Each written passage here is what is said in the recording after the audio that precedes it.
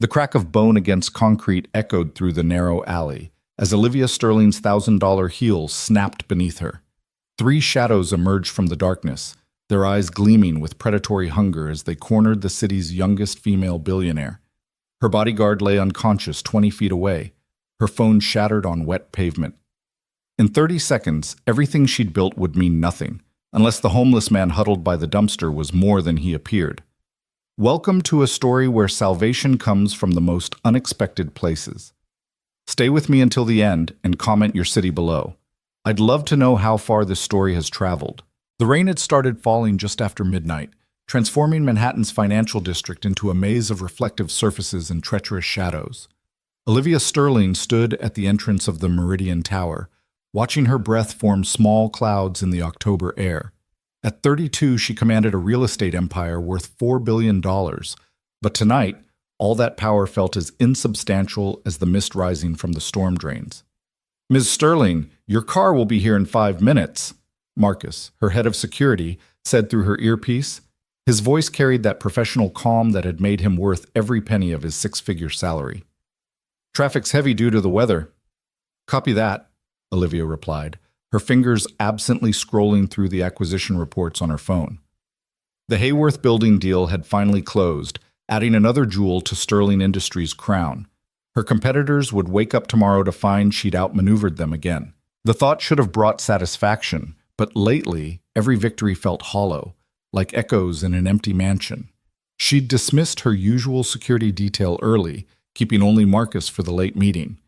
It was a decision that would haunt her in approximately 4 minutes and 30 seconds, though she didn't know it yet.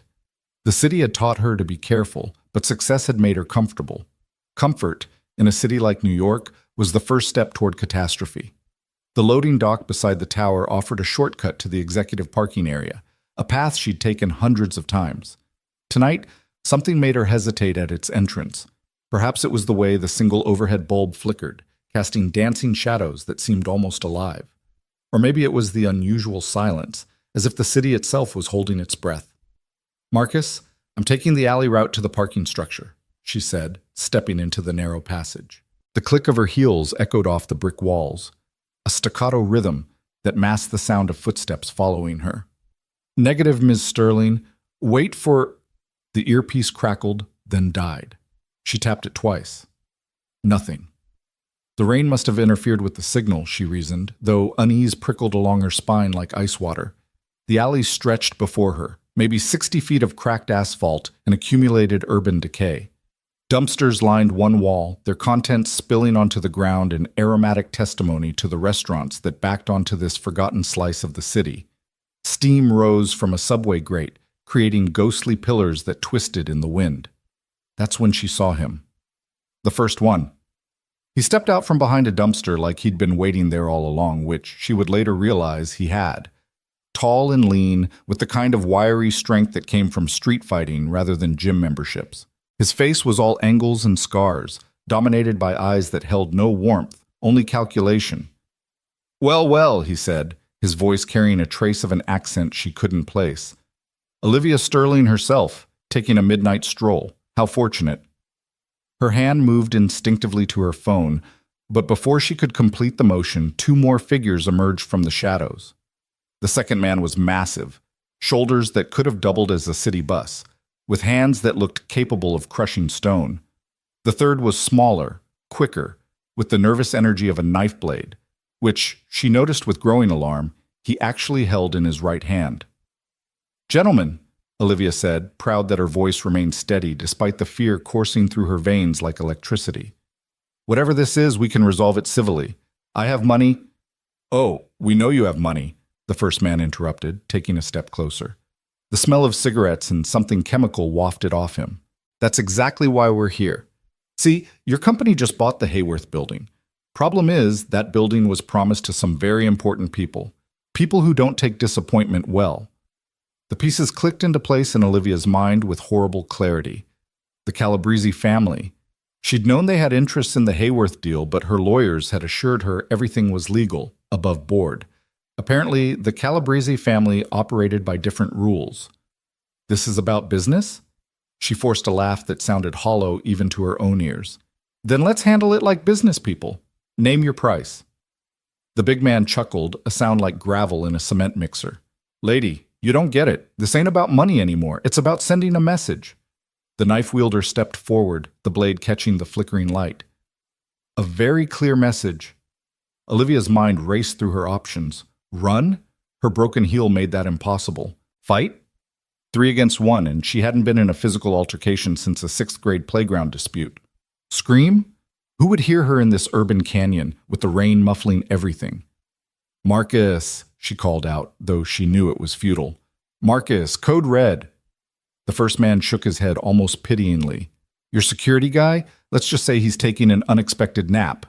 Very unexpected. They were closing in now, forming a triangle with her at the center. The brick wall pressed against her back, cold and unforgiving. Her Hermes bag, worth more than most people's cars, suddenly seemed like the most useless thing in the world. What good was luxury when you were facing the raw, primitive violence that lurked beneath civilization's thin veneer?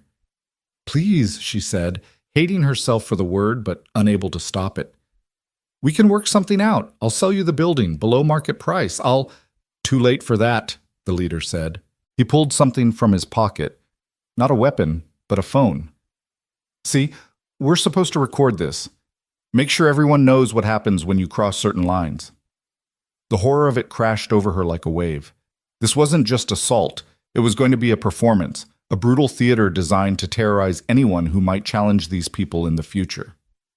She was about to become an unwilling actress in her own destruction. That's when she heard it, a sound so incongruous with the moment that at first she thought she'd imagined it. A cough. Not from her attackers, but from the pile of refuse near the far dumpster.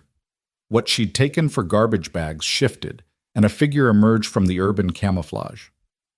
He looked like the city's forgotten children, the ones who lived in the margins and shadows.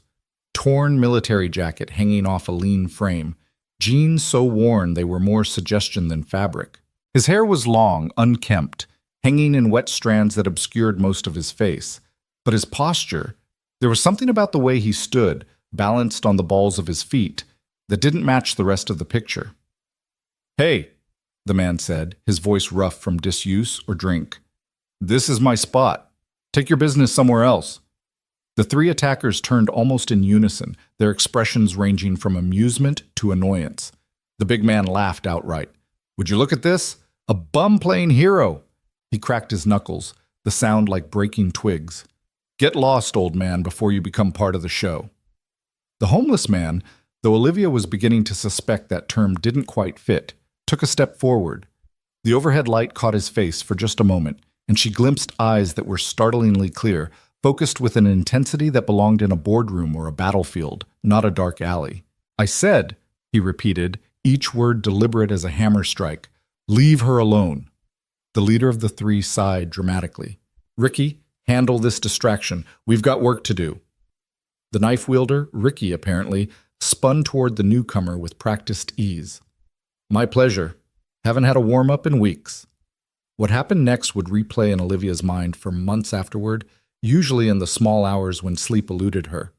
Ricky lunged forward, knife extended in what looked like a professionally executed thrust.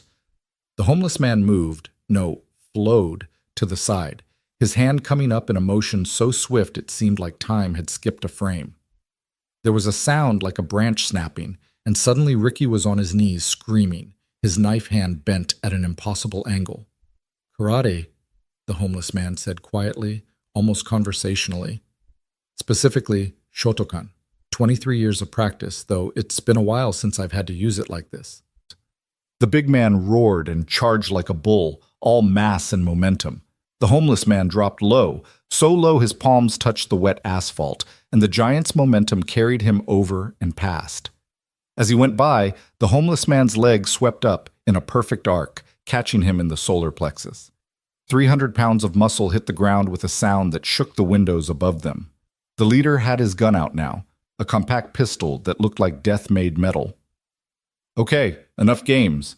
You just signed your death warrant, hero. But the homeless man was already moving, zigzagging in a pattern that seemed random but wasn't. The first shot went wide, sparking off the brick wall. The second would never come. The homeless man's hand shot out, grabbed the leader's wrist, and twisted in a motion that was part dance, part devastation. The gun clattered across the asphalt as the leader found himself airborne, then very much not airborne as he met the ground with crushing finality. In less than 30 seconds, 3 professional criminals lay groaning on the rain-slicked pavement. The homeless man stood in the center of the chaos, chest heaving but otherwise seemingly unaffected. He looked at each of the fallen men in turn, then said in that same quiet voice, "Leave. Now. Don't come back." Ricky was the first to move, cradling his broken wrist as he stumbled to his feet. He helped the leader up, who was holding his ribs and breathing in short, painful gasps. The big man required both of them to get vertical, and even then he swayed like a tree in a hurricane. "This isn't over," the leader wheezed, but the threat sounded hollow now, deflated. "Yes," the homeless man said with absolute certainty. "It is." They left, supporting each other, their earlier swagger replaced by the stumbling gait of the thoroughly defeated. Olivia watched them go, her mind struggling to process what had just happened. She'd seen violence before, corporate violence, the kind that destroyed companies and careers. But this was different. This was primal, immediate, and somehow beautiful in its precision. She turned to thank her savior, but he was already walking away, heading back to his spot by the dumpster. "Wait!" she called out. "Please, wait!" He paused, but didn't turn around. "You should go. Your security will be looking for you." "You saved my life." The words felt inadequate, like trying to describe a symphony with a single note. "I don't even know your name." He turned then, just enough for her to see his profile in the dim light. There was something noble in that profile, she thought, like a statue of a forgotten king. "Jack," he said simply. "My name is Jack." "Jack." She tested the name, found it solid, dependable. "I'm Olivia Sterling. I know who you are." There was no judgment in the statement, just acknowledgement. "The whole city knows who you are." "Then you know I can reward you. Money, a job, a place to live, anything you need." He actually laughed at that, a sound that was surprisingly warm despite the circumstances. "I don't need anything from you, Ms. Sterling. I did what anyone should do." "But they didn't," she pointed out. "No one else would have helped. No one else would have risked." She gestured at the alley, at the blood on the asphalt where Ricky had fallen. "Then that's their failing, not my virtue." He started walking again. "Go home, Ms. Sterling. Forget this happened." But Olivia Sterling hadn't built a $4 billion empire by forgetting things. She watched him settle back into his spot by the dumpster, pulling a threadbare blanket around his shoulders. Even in rest, there was something about his posture, a readiness that spoke of constant vigilance. Her phone buzzed. Marcus, finally. "Ms. Sterling, your tracker went dark. I'm fine, Marcus. I'm in the alley behind the building, and we need an ambulance." "Are you injured?" She looked at Jack one more time. He'd closed his eyes, but she had the distinct feeling he was still aware of everything around him, like a resting cat. "No," she said, "but you are, and we need to talk about your replacement." As she waited for her security team to arrive, Olivia's mind was already working, piecing together the puzzle that was Jack. The fighting style he'd mentioned, Shotokan karate, wasn't something you picked up at the local YMCA. 23 years of practice meant dedication, discipline.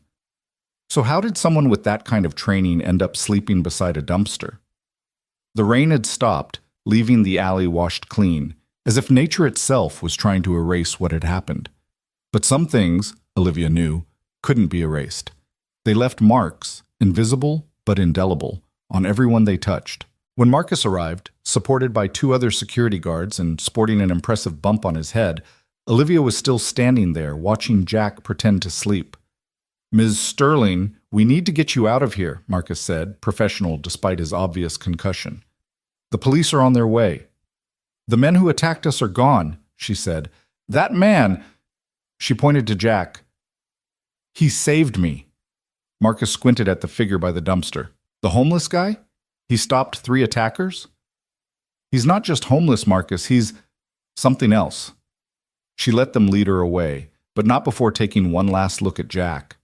In the distance, sirens were approaching, their wails cutting through the night like promises of safety that came too late. But for Olivia, safety had come in the most unexpected form. A warrior disguised as a vagrant, a hero who wanted nothing more than to be left alone. As her car pulled away from the alley, Olivia made a decision. She would find out who Jack really was. Not because she needed to reward him, though she would find a way to do that whether he wanted it or not, but because she recognized something in him that she'd seen in herself. Someone who'd been broken by life, but refused to stay down. The city scrolled past her window, millions of lights that represented millions of lives, all interconnected in ways they'd never fully understand. Somewhere among those lights was a story, Jack's story, and Olivia Sterling had never walked away from a mystery she couldn't solve. Her phone rang. The caller ID showed her lawyer's number. "Olivia, thank God." David Crenshaw's voice was tight with worry. "I just heard from my contact at the NYPD, the Calabrese family. They already tried, David, and they failed." "What? How?" She smiled, the first genuine smile she'd felt in months. "Let's just say I had a guardian angel. A very unlikely one." "Olivia, this is serious. They won't stop with one attempt. You need to increase security, maybe leave the city for a while." "No." The word came out harder than she intended. "I'm not running, but I do need you to do something for me. Anything. I need you to research someone, but first name Jack, probably military background, trained in Shotokan karate, currently homeless in the financial district." "That's not much to go on." "Then you'd better get started." She ended the call and leaned back in the leather seat, her mind already racing ahead. The Calabrese family thought they could intimidate her, make her another victim in their long history of violence and coercion. They were about to learn that Olivia Sterling didn't become one of the youngest billionaires in the country by backing down from fights. But first, she had a debt to repay. 3 blocks away, Jack opened his eyes and looked at the spot where Olivia had stood. He'd heard every word of her phone conversation, a skill developed from years of needing to be aware of his surroundings. She would come looking for him, he knew. They always did, the ones he helped. They wanted to understand, to categorize, to fix. He pulled out a worn photograph from his jacket pocket, protected by a Ziploc bag from the rain and time. A little girl smiled back at him, gap-toothed and bright-eyed, standing in a karate dojo wearing a white gi that was too big for her small frame. Emma, his daughter, his everything. "I kept someone safe tonight, baby girl," he whispered to the photograph. "Just like I couldn't keep you safe." The memory crashed over him like it always did, a tsunami of guilt and grief. The car accident, the drunk driver who walked away without a scratch while his 7-year-old daughter died in his arms, the spiral that followed, the drinking, the fights, the loss of his dojo, his home, his identity. Everything except the skills that his sensei had drilled into him since he was younger than Emma had been. "Karate is not about fighting," Master Yamamoto had said. "It's about protecting those who cannot protect themselves." Tonight he'd honored that teaching, even if he couldn't honor much else anymore. Jack tucked the photograph away and settled back against the cold brick wall. Tomorrow, he'd have to move, find another spot, another shadow to disappear into. It's what he did now. Exist in the margins, a ghost of the man he used to be. But tonight, for just a moment, he'd been something more. He'd been what his daughter always believed he was, a hero. The rain started again, gentle this time, like tears from a grieving sky. Jack closed his eyes and let it wash over him, a baptism of sorts for a man who'd forgotten how to be clean. Olivia's penthouse occupied the top 2 floors of the Sterling Tower, a monument to success that scraped the sky 40 stories above Manhattan. She stood at the floor-to-ceiling windows, watching the city sleep, or pretend to sleep, because New York never truly rested. Somewhere out there, Jack was huddled in his makeshift shelter, probably already planning to disappear. "Not this time," she said to her reflection in the glass. Her laptop chimed. David had sent his preliminary findings, faster than she'd expected. She opened the encrypted file and began to read. Jack Morrison, former Marine, served 2 tours in Afghanistan, decorated for valor, honorable discharge. Opened a karate dojo in Queens in 2015, teaching underprivileged kids for free alongside paying students. Married to Sarah Morrison, deceased 2018. One daughter, Emma, deceased 2019. Olivia's hand went to her mouth as she read the next part. Emma Morrison, age 7, killed by a drunk driver named Thomas Whitfield. Whitfield. The name was familiar. She did a quick search and her stomach turned. Thomas Whitfield, son of Senator James Whitfield, sentenced to 18 months probation and community service. The injustice of it burned through her like acid. A child was dead, and her killer got to walk free because of political connections. No wonder Jack had ended up on the streets. How did you continue living a normal life when the system had failed you so completely? She kept reading. After Emma's death, Jack had spiraled. Several arrests for assault, all against men with histories of domestic violence or child abuse. His dojo was foreclosed, his house repossessed, his wife's medical bills from her battle with cancer had already drained their savings, and Emma's death had broken what was left of him. The last known address was a homeless shelter in Brooklyn, dated 6 months ago. After that, nothing. Jack Morrison had effectively ceased to exist, becoming just another invisible casualty of a city that consumed the weak and celebrated the strong. But he wasn't weak. Olivia had seen that tonight. Broken, perhaps. Wounded, definitely. But not weak. Never that. She picked up her phone and made a call that would change everything, though she didn't know it yet. "Stephen, it's Olivia. I need a favor." Stephen Park was the best private investigator money could buy, which meant he was very expensive and very discreet. He also owed Olivia a debt that money couldn't repay. She'd saved his daughter's life by paying for an experimental cancer treatment when insurance wouldn't cover it. "At 2 in the morning, this must be important," Stephen said, sounding surprisingly alert. "I need you to find someone without them knowing they're being found, and I need you to do it by tomorrow night." "Does this someone have a name?" "Jack Morrison, ex-Marine, ex-dojo owner, current resident of nowhere in particular." "Homeless?" "Temporarily displaced," Olivia corrected. "And Stephen? This is personal." "Understood. I'll have something for you by tomorrow evening." After ending the call, Olivia remained at the window, watching the city pulse with its irregular heartbeat. She thought about the moment when Jack had stood between her and danger. No hesitation, no calculation of risk versus reward. He'd simply acted, as if protecting her was as natural as breathing. When was the last time someone had protected her without wanting something in return? Her security team was paid to do it. Her lawyers protected her interests for billable hours. Even her few friends, could she call them that, were always aware of what her wealth could do for them. But Jack had wanted nothing, had refused everything, had walked back to his spot by a dumpster as if saving a billionaire's life was just another Thursday night in the city. The puzzle of it wouldn't let her go. She'd built her empire by understanding people, what they wanted, what they feared, what they'd compromised to achieve their goals. But Jack Morrison didn't fit any of her models. He was a warrior who'd chosen to stop fighting, a protector who couldn't protect the one person who mattered most, a man who'd lost everything but somehow retained something she couldn't quite name. Honor, perhaps. That old-fashioned concept that modern society had largely discarded as inconvenient. Her phone buzzed, a text from an unknown number. "You were told this wasn't over. Your homeless friend won't always be around. Sell the building, or next time we won't be so gentle. C. The Calabrese family." They'd gotten her private number, which meant they had connections she hadn't anticipated. Most people would have been terrified.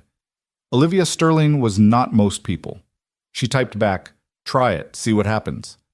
Then she made another call, this one to her head of development. "Patricia, I'm sorry to wake you, but I need you to fast-track something. The old Yamamoto dojo in Queens, do we still own that property?" "Let me check.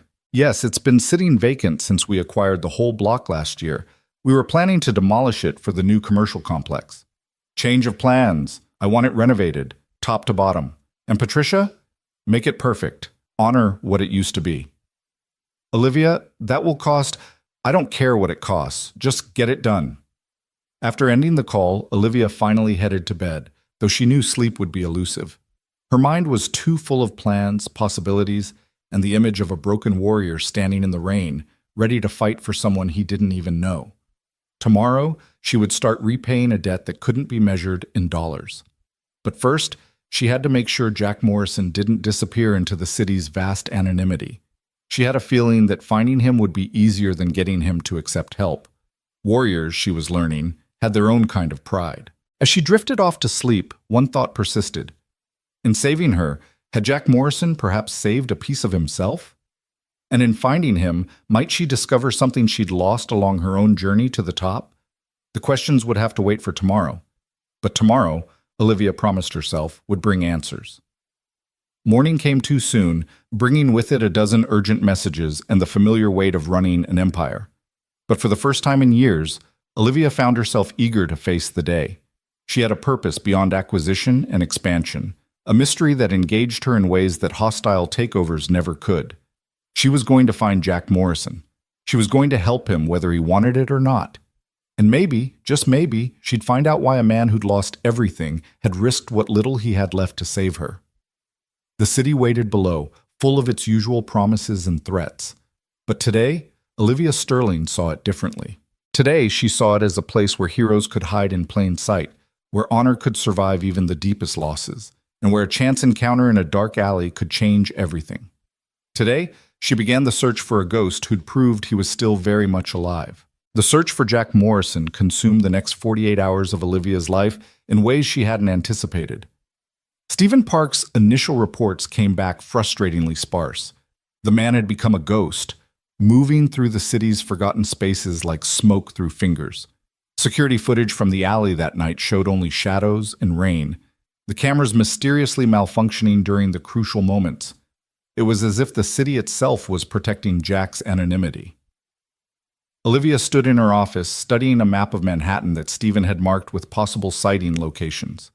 Red pins clustered around the financial district, but there were outliers. A soup kitchen in Chelsea, a public library in Midtown, a veterans shelter in the Bronx that Jack had visited once but never returned to. "He's smart," Stephen said, standing beside her. "Never stays in one place more than 2 nights. Never uses the same food source twice in a week. It's like he's running counter-surveillance, except there's no evidence anyone's actually looking for him." "Except us," Olivia pointed out. "Except us," Stephen agreed, "and we're having a hell of a time." Marcus entered the office, moving stiffly from his injuries but refusing to take medical leave. His replacement had lasted exactly 1 day before Olivia fired him for suggesting she was being paranoid about the Calabrese threat. "Ms. Sterling, there's been a development," Marcus said, his expression grim. "The 3 men from the alley, they've been found. Arrested. Dead." The word hung in the air like a physical presence. Olivia felt her blood turn cold. "All 3? Execution style. The police found them in a warehouse in Queens. The word on the street is that they failed their mission and paid the price." Olivia sank into her chair, the weight of the situation crushing down on her. Those men had been criminals, yes, but they'd been human beings. Their deaths were a message, written in blood. The Calabrese family didn't tolerate failure. "They'll send others," she said. Not a question, but a statement of fact. "Without doubt," Marcus confirmed. "We need to increase your security detail." "I've already contacted—" "No." Olivia stood up, decision crystallizing in her mind. "We're not playing defense anymore. Stephen, I need you to find Jack Morrison today. Not tomorrow, not next week. Today." Stephen raised an eyebrow. "That's a tall order. The man clearly doesn't want to be found." "Then find someone he cares about. There has to be someone, something that still connects him to the world." Stephen pulled out his tablet, scrolling through his notes. "There might be something. The dojo where he trained, not the one he owned, but where he learned. It's in Chinatown, run by a master Yamamoto. Jack studied there from age 12 until he joined the Marines. Is Yamamoto still alive? 93 years old and still teaching, apparently, though his grandson runs most of the classes now." Olivia grabbed her coat. "We're going there. Now." The drive to Chinatown took them through the heart of Manhattan's contradictions. Gleaming towers giving way to older buildings, privilege sliding into working-class struggle. The new city built on the bones of the old. The Yamamoto Dojo occupied the 2nd floor of a narrow building squeezed between a dim sum restaurant and an herbal medicine shop. The stairs creaked under their feet as they climbed, each step taking them further from Olivia's world of corporate power, into something older, more fundamental. The dojo itself was a surprise. Olivia had expected something run down, struggling. Instead, she found a space that, while simple, was immaculate. The wooden floor gleamed, polished by decades of bare feet. Weapons lined one wall, bow staffs, nunchaku sai, each in perfect condition. The air smelled of sweat and dedication, with an underlying note of sandalwood incense. A class was in session, about 20 students ranging from children to adults, all in white gis, moving through kata with synchronized precision. Leading them was an elderly Japanese man who moved with the fluid grace of someone who'd forgotten more about martial arts than most people would ever learn. Master Yamamoto noticed them immediately, though he gave no sign until the kata was complete. Then, with a few words in Japanese, he turned the class over to a younger instructor and approached them, his movements economical despite his age. "You are looking for Jack-san," he said without preamble. It wasn't a question. Olivia found herself bowing slightly, an automatic response to the man's presence. "Yes, Master Yamamoto. How did you know? When someone like you comes to a place like this, it is never for lessons." His eyes, dark and sharp despite his years, studied her with an intensity that made her feel transparent. "You are the woman from the alley. He told you?" "He tells me nothing, but I know my student, even when he tries to hide in shadows."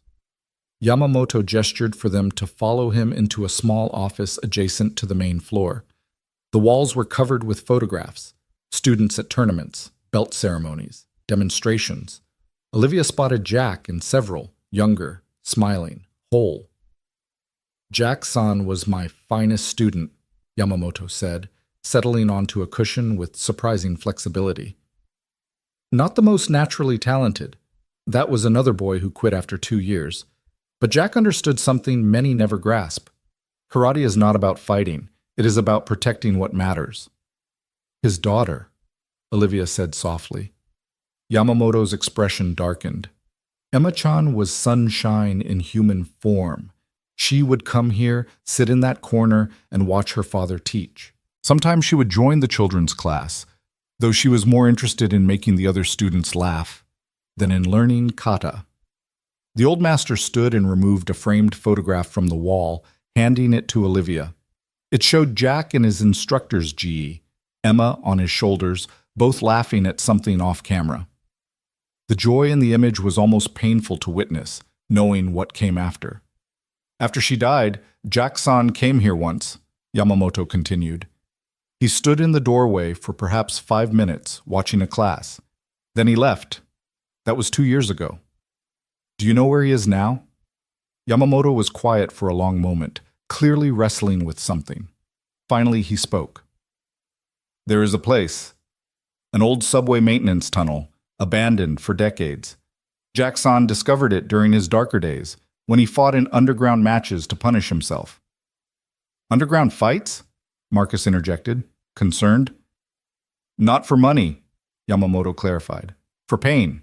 He sought to hurt as much on the outside as he did within. I tried to stop him, but grief makes us deaf to wisdom." The master wrote an address on a piece of paper, his calligraphy precise even in English. "If you go carefully. Jack-san is like a wounded wolf, dangerous when cornered, even to those trying to help." As they prepared to leave, Yamamoto spoke again. "Miss Sterling, may I ask you something?" "Of course." "Why do you seek him? He saved your life, yes, but debts of gratitude are easily paid with money sent to a shelter or charity in his name. Why pursue the man himself?"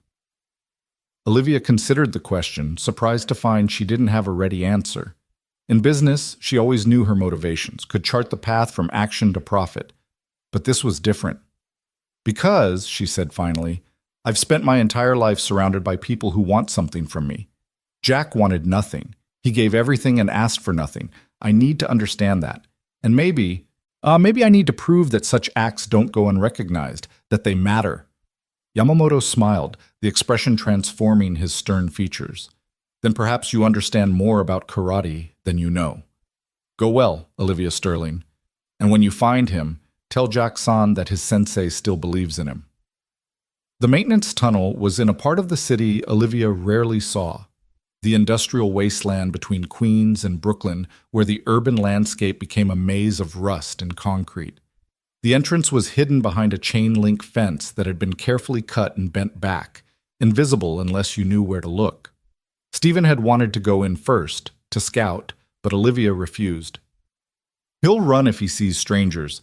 It has to be me." "This is dangerous," Marcus protested. "At least let me—" "No. You all wait here. If I'm not back in an hour, then you can come looking." The tunnel descended at a gentle angle, the walls sweating condensation that had probably been accumulating for years. Olivia's designer shoes were completely inappropriate for the terrain, slipping on the wet concrete, but she pressed on. Emergency lighting, somehow still functional, cast everything in a sickly green glow. She heard him before she saw him, the rhythmic impact of fists against something solid. Following the sound, she found herself in a wider chamber, probably once used for storing maintenance equipment. Jack had transformed it into a makeshift training space. A heavy bag patched with duct tape hung from a rusted beam. Training equipment salvaged from who knows where lined one wall. And in the corner, a small living space, military neat despite the surroundings. Jack stood with his back to her, working the heavy bag with a combination of strikes that spoke of muscle memory so deep it had become instinct. He was shirtless, and Olivia could see the map of scars across his back. Some old, from his military service probably. Others newer, from his time on the streets. "I told you not to come looking," he said without turning around. "How did you know it was me?" "Your perfume. It costs more than most people make in a month. Hard to miss in a place like this." He landed a particularly vicious combination on the bag. "You should leave. Master Yamamoto sends his regards. He says he still believes in you." Jack's rhythm faltered just for a moment. "You spoke to Sensei? He helped me find you. He's worried about you." "He worries about everyone. It's his nature." Jack finally turned to face her, and Olivia had to suppress a gasp. His face bore new bruises, his lips split, one eye swollen nearly shut. "What happened to you?" "Tuesday night," he said with a shrug. "Some kids thought it would be fun to beat up a homeless guy. They learned otherwise. You need medical attention. I need you to leave me alone." But there was no real heat in the words, just exhaustion. Olivia stepped further into the space, noting the careful organization despite the squalor. A small shrine in one corner caught her attention. Emma's photograph surrounded by origami cranes, a child's drawing of a stick figure labeled Daddy, a purple belt that was far too small to have been Jack's. "She was beautiful," Olivia said softly. "Don't." The word came out sharp, dangerous. "I'm not here to pry into your pain, Jack. I'm here to offer you something." "I don't want your money." "Not money, a purpose." Jack laughed bitterly. "I had a purpose once. She died on a Tuesday afternoon while I was teaching a weapons class. Couldn't protect her from a drunk driver running a red light at 60 miles an hour. What purpose could you possibly offer that would matter after that?" "The chance to protect others." Olivia pulled out a folder she'd been carrying, laying it open on a makeshift table made from a door and concrete blocks.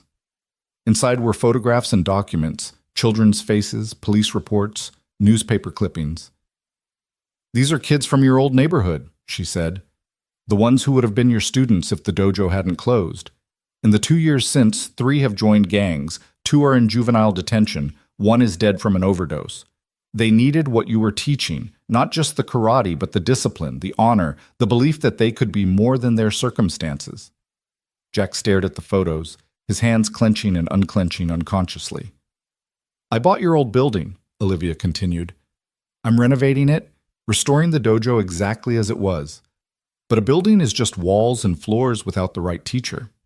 I'm not a teacher anymore. Your body says otherwise. You've been training down here, maintaining your skills. Why, if not because some part of you knows you're not done. Training is just habit. It doesn't mean anything. It meant something 3 nights ago in that alley." Jack's gaze snapped to hers. "That was different." "Was it? You saw someone in danger, and you acted. No hesitation, no calculation. You protected me because that's who you are, who you've always been. Emma knew it. Master Yamamoto knows it. The only one who doesn't seem to know it is you. You don't understand? Then help me understand." Olivia moved closer, close enough to see the pain etched in every line of his face. Help me understand how a man who dedicated his life to protecting others thinks he deserves to live in a tunnel. Help me understand how honoring your daughter's memory means giving up everything she loved about you. Jack turned away, but not before Olivia saw the moisture in his eyes. She thought I was a hero. She was wrong. No, she wasn't. I know because I was there when you proved it. You didn't know who I was in that alley, didn't know I had money or power or anything to offer. You just saw someone who needed help, and you helped. That's what heroes do. Heroes save their daughters. The words hung in the air like shattered glass. Olivia felt their edges, sharp and dangerous, and chose her next words carefully. My mother died when I was 8, she said. Cancer. My father spent every penny we had on treatments, sold everything, borrowed more. None of it mattered. She died anyway. He blamed himself, said if he'd been richer, smarter, faster to recognize the symptoms, she might have lived. He drank himself to death within 2 years. Jack looked at her, perhaps seeing her clearly for the first time. I spent years hating him for leaving me, Olivia continued, but eventually I realized something. His guilt didn't honor my mother's memory, it dishonored it. She wouldn't have wanted him to destroy himself. She would have wanted him to live, to find meaning, to make her proud. Emma wouldn't want this for you, Jack. You didn't know her. No, but I know she was raised by you. That tells me everything important about who she was. Jack was quiet for a long moment, staring at the small shrine. When he spoke, his voice was barely above a whisper. I see her sometimes, walking past in a crowd, in the laugh of another child, in the way light falls through leaves. For just a second, I forget she's gone. Then I remember, and it's like losing her all over again. That never goes away, Olivia said gently. But you learn to carry it, and eventually you find ways to make that weight meaningful instead of just heavy. By teaching karate to kids? By being who Emma believed you were. By taking all that love and grief and turning it into something that helps others. By refusing to let Thomas Whitfield destroy 2 lives instead of 1. Jack's head snapped up at the mention of the name. You know about him? I know he got 18 months probation for killing your daughter. I know his father's political connections kept him out of prison. I know he's violated that probation twice with other DUIs, but nothing's been done about it. The system protects people like him. Usually, yes, but I'm very good at working around systems. Olivia pulled out another document. Thomas Whitfield currently owes $3 million to some very unpleasant people due to a gambling addiction his father doesn't know about. Those people recently sold that debt to a company I own through about 12 shell corporations. Would you like to know what I plan to do with that leverage? For the first time since she'd met him, Jack smiled. It was small, grim, but real. You're not what I expected from a billionaire. And you're not what I expected from a homeless man. Maybe we should both stop expecting and start doing something about it. Even if I wanted to teach again, I'm not the man I was. The kids would see that. They'd see a man who's been through hell and survived. Sometimes that's exactly the teacher they need. Olivia moved toward the entrance of the tunnel. I'm not asking for an answer now, but the dojo will be ready in 3 weeks. The door will be open. What you do with that is up to you. She was almost to the tunnel entrance when Jack called out, Why are you really doing this? Olivia turned back. Because in all my life, surrounded by wealth and power and people who claim to care about me, I've never felt as safe as I did when you stood between me and danger. That kind of protection can't be bought. It can only be given. And if you can give that to one person in an alley, imagine what you could give to dozens of kids who need it desperately. And if the Calabrese family comes after you again, then I'll handle them my way. But knowing you're out there, teaching kids to be strong, to protect others, to be what you are, that would make me feel safer than any security team ever could. Jack stood there, silhouetted against the dim light, looking like something out of a warrior's legend despite the setting. 3 weeks? 3 weeks, 1547 Queensbridge Avenue, the Yamamoto Morrison Dojo. Morrison? That's not... It's exactly right. Emma's name deserves to be on something that matters. Olivia left then, before he could respond, before the moment could break under the weight of too many words. Behind her, in the tunnel, Jack Morrison stood perfectly still, feeling something he hadn't experienced in 2 years. It wasn't quite hope. That was still too far away. But it was the absence of despair, and for now, that was enough. The walk back to where Marcus and Stephen waited felt like emerging from another world.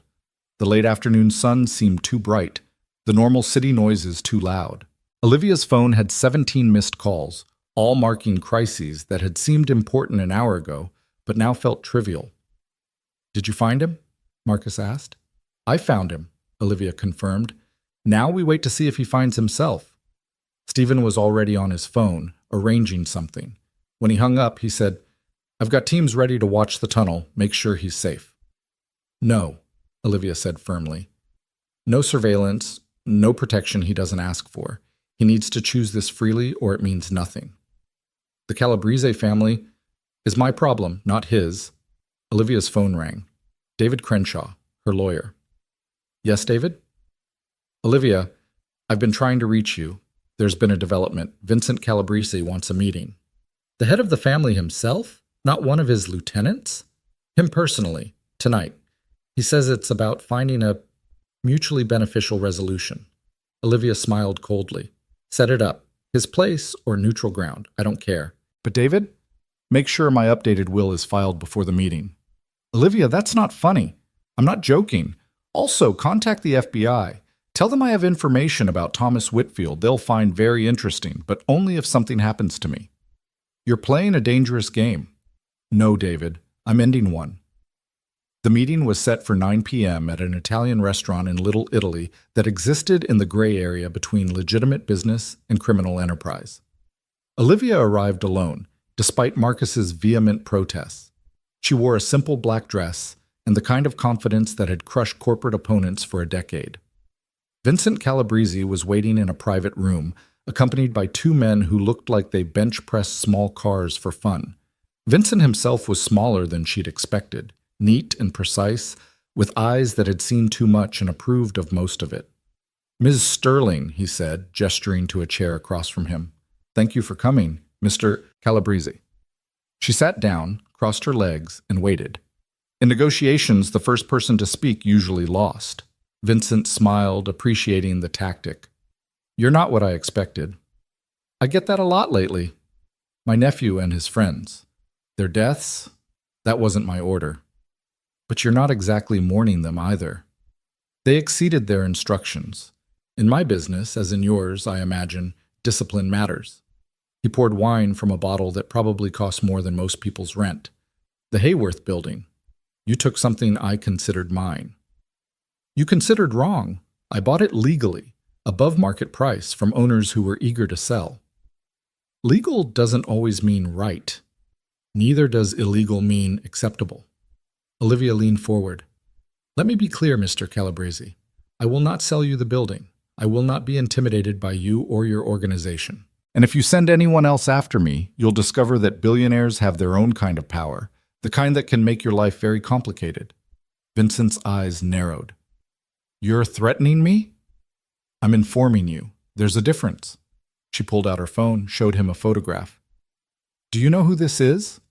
Vincent's face went pale. It was a picture of his grandson, age 7, at his private school. "I'm not threatening a child," Olivia said quickly. "I'm not you." "But that school? I own it now. Bought it yesterday. That park where he plays? I own the land. The hospital where your wife gets her dialysis? I'm now on the board. Your world, Mr. Calabrese, is about to become very small if you don't leave me alone." "You think money makes you untouchable?" "No, but it makes me dangerous in ways you're not prepared for. Your predecessor understood this. It's why the old families learned to coexist with people like me rather than fight us." Vincent was quiet for a moment, calculating. "And if I agree to leave you alone?" "Then we go back to ignoring each other's existence. The Hayworth building remains mine, but I'll make sure your construction company gets the renovation contract. Legitimate work, legitimate pay." "That's it?" "That's it. Peace is profitable, Mr. Calabrese. War is expensive, and not just in money." Vincent stood, and for a moment Olivia thought she'd miscalculated. Then he extended his hand. "You have spine, Ms. Sterling. In another life, you would have made a good addition to the family. In another life, Mr. Calabrese, You would have made a decent CEO. They shook hands, a deal sealed without lawyers or contracts, the old way that still meant something in certain circles. As Olivia left the restaurant, she felt the weight of the past few days settling on her shoulders. She'd faced down a crime family, found a broken warrior, and possibly set in motion something that could matter more than any acquisition or merger. But the real test would come in 3 weeks, when the dojo doors opened. Would Jack Morrison walk through them? 3 weeks passed with agonizing slowness for Olivia, each day bringing new reports from the renovation crew at the dojo. She threw herself into the project with an intensity that surprised even her closest associates, personally approving every detail from the type of wood for the floors to the exact shade of white for the GIs she'd ordered for future students. Patricia, her head of development, had stopped questioning the expenses after Olivia's third visit to the site, recognizing the look of someone on a mission that transcended profit margins. The morning the dojo was set to open, Olivia stood in the transformed space, breathing in the scent of fresh wood polish and new tatami mats. Sunlight streamed through windows that had been carefully restored to their original design, casting geometric patterns across the floor where Emma Morrison had once sat watching her father teach. The weapons wall had been rebuilt exactly as it had been, each implement placed according to photographs from Jack's teaching days. Even the small corner where Emma used to sit had been preserved, though Olivia had added something, a small plaque that read Emma's Corner, where champions learn to laugh. Master Yamamoto arrived first, moving through the space with the careful assessment of someone checking a student's form. He said nothing for several minutes, just walked and observed, occasionally running his fingers along the walls or testing the spring of the floor with a few quick movements. "You have done well, Sterling-san," he finally said, using the honorific for the first time. "This is not just restoration, this is resurrection." "But will he come?" Olivia asked, voicing the fear that had kept her awake for 3 nights straight. "A warrior's path is never straight," Yamamoto replied, which wasn't really an answer at all. By noon, a small crowd had gathered. Word had spread through the old neighborhood that the dojo was reopening, and parents who remembered Jack had come to see if the rumors were true. Some brought their children, kids who looked at the space with the kind of hunger that came from having too few positive options in their lives. Marcus stood near the entrance, trying to blend in despite looking exactly like what he was. Expensive security in a place where expensive anything was viewed with suspicion. 1 o'clock came and went, then 2. Olivia tried not to check her phone obsessively, tried not to let her disappointment show. She'd been so certain that Jack would come, that the pull of teaching, of honoring Emma's memory through action rather than grief, would be enough to draw him back. A woman approached her, middle-aged with tired eyes but a warm smile. "Excuse me, are you the one who rebuilt this place?" "Yes," Olivia replied, forcing her attention to the present. "My son trained here with Mr. Morrison before it closed." "Roberto. He's 15 now, running with the wrong crowd because there's nowhere else to go. Is it true Mr. Morrison might come back?" Before Olivia could answer, a commotion at the entrance drew everyone's attention. 3 teenage boys had entered, their posture aggressive, wearing colors that marked them as members of the East Side Kings, a gang that had claimed this territory after the dojo closed. "Yo, this our block," the leader announced, barely 17 but already carrying himself with the practiced menace of someone twice his age. "Nobody sets up here without paying rent." Marcus started to move, but Olivia held up a hand, stopping him. This was a test, she realized, though she wasn't sure who was being tested. "This is a dojo," she said calmly, "a place of learning and discipline. It doesn't pay rent to anyone."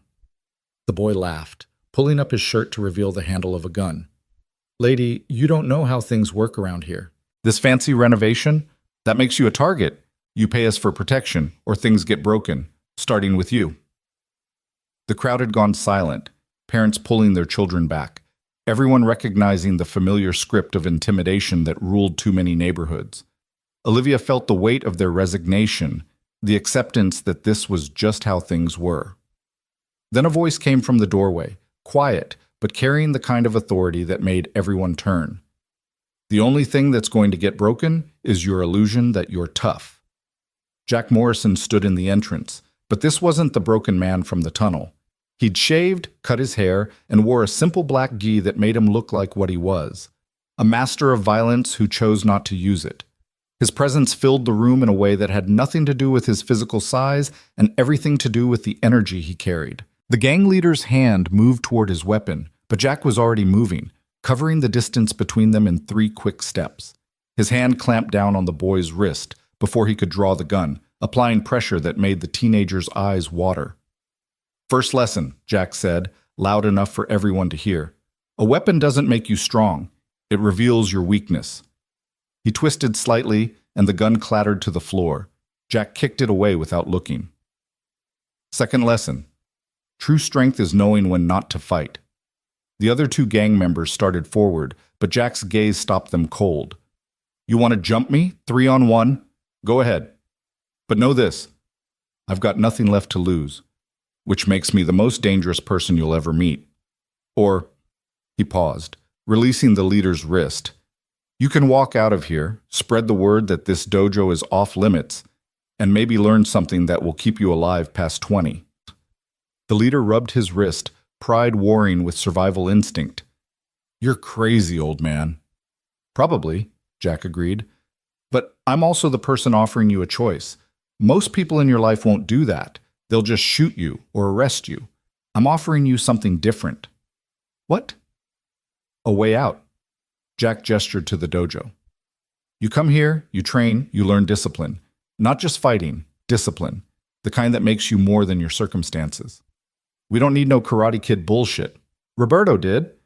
The woman who'd approached Olivia earlier gasped. "You remember him?" Jack turned to her, and his expression softened. "Mrs. Vega, Roberto was one of my best students. Quick learner, good heart. I heard he's been struggling since the dojo closed." "He joined the Kings 6 months ago," she admitted, tears in her eyes. "I couldn't stop him." Jack looked back at the gang leader. "Roberto Vega is one of yours?" "Yeah, so he was mine first, and I'm taking him back." Jack pulled out a phone, a flip phone that looked like it had survived a war. "Call him. Tell him his sensei wants to see him." "I don't take orders from—" "Call him," Jack repeated, and something in his voice made it clear this wasn't a request. The leader made the call, speaking in rapid Spanish, clearly unsettled. Within 10 minutes, Roberto Vega arrived, and the change in him from the eager student in the old photographs to the hardened teenager he'd become was heartbreaking. But when he saw Jack, something flickered in his eyes. Shame, maybe, or hope. "Sensei?" Roberto's voice cracked on the word. "You came back?"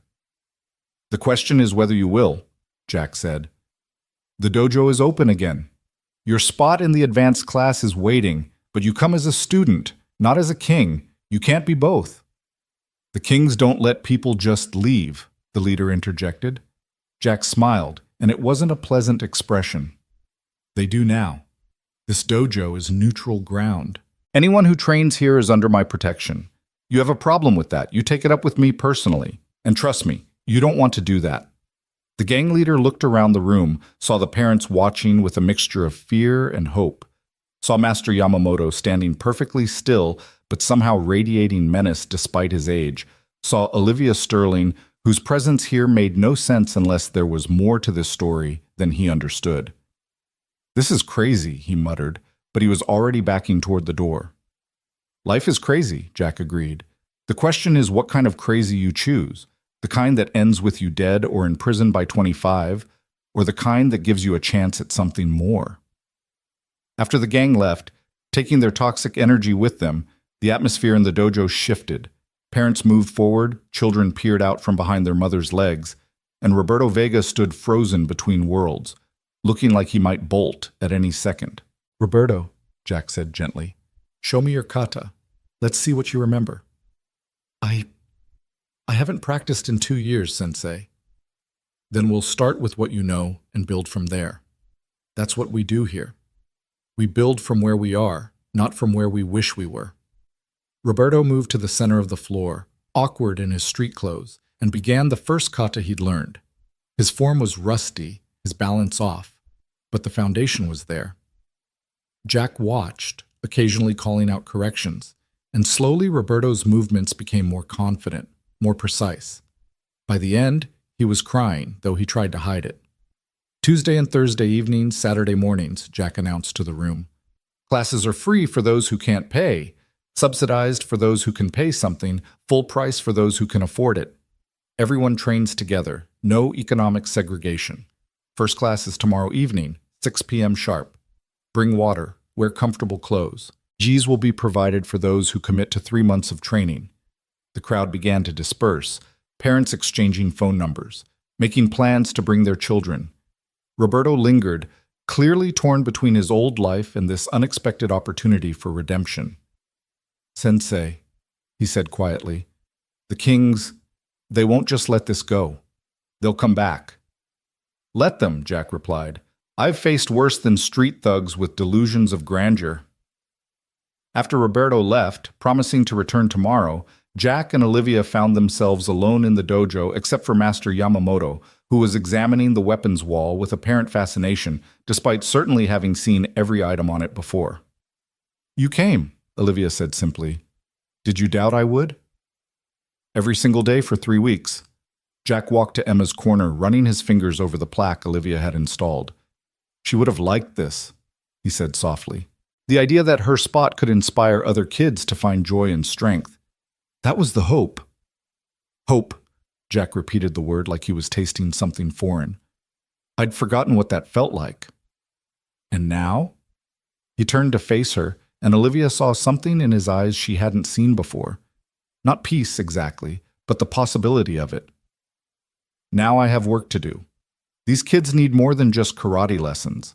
They need to believe they can be more than their circumstances. Like you were? Like I was trying to be before I lost my way. He paused, studying her. You orchestrated all of this, didn't you? Not just the renovation, but the timing, the gang showing up, even Roberto's mother being here. Olivia tried to look innocent and failed completely. I may have spread word through certain channels about the reopening, and I may have known the kings would show up to establish dominance, but I didn't know you'd come. Yes, you did. You knew I couldn't let them destroy this place before it even had a chance. You played me. I motivated you. There's a difference. Master Yamamoto's quiet laughter drew their attention. You two are well matched in stubbornness, the old master observed. It will be interesting to see what comes of this partnership. There's no partnership, Jack said quickly. Ms. Sterling rebuilt the dojo, and I'm grateful, but nothing, Olivia interrupted. You need funding to keep this place running. I need to know my investment is being used properly. That means regular reports, meetings, and yes, a partnership. Unless you prefer to handle the business side yourself, taxes, insurance, liability waivers, equipment procurement, marketing. Jack held up his hands in surrender. Point taken. But I run the classes my way. Agreed, with one condition. Which is? You teach me. Both men stared at her. You want to learn karate? Jack asked, clearly skeptical. I want to learn to protect myself. What happened in that alley? I never want to feel that helpless again. You could hire the best teachers in the world. I did. I hired you. Jack shook his head, but there was a hint of a smile.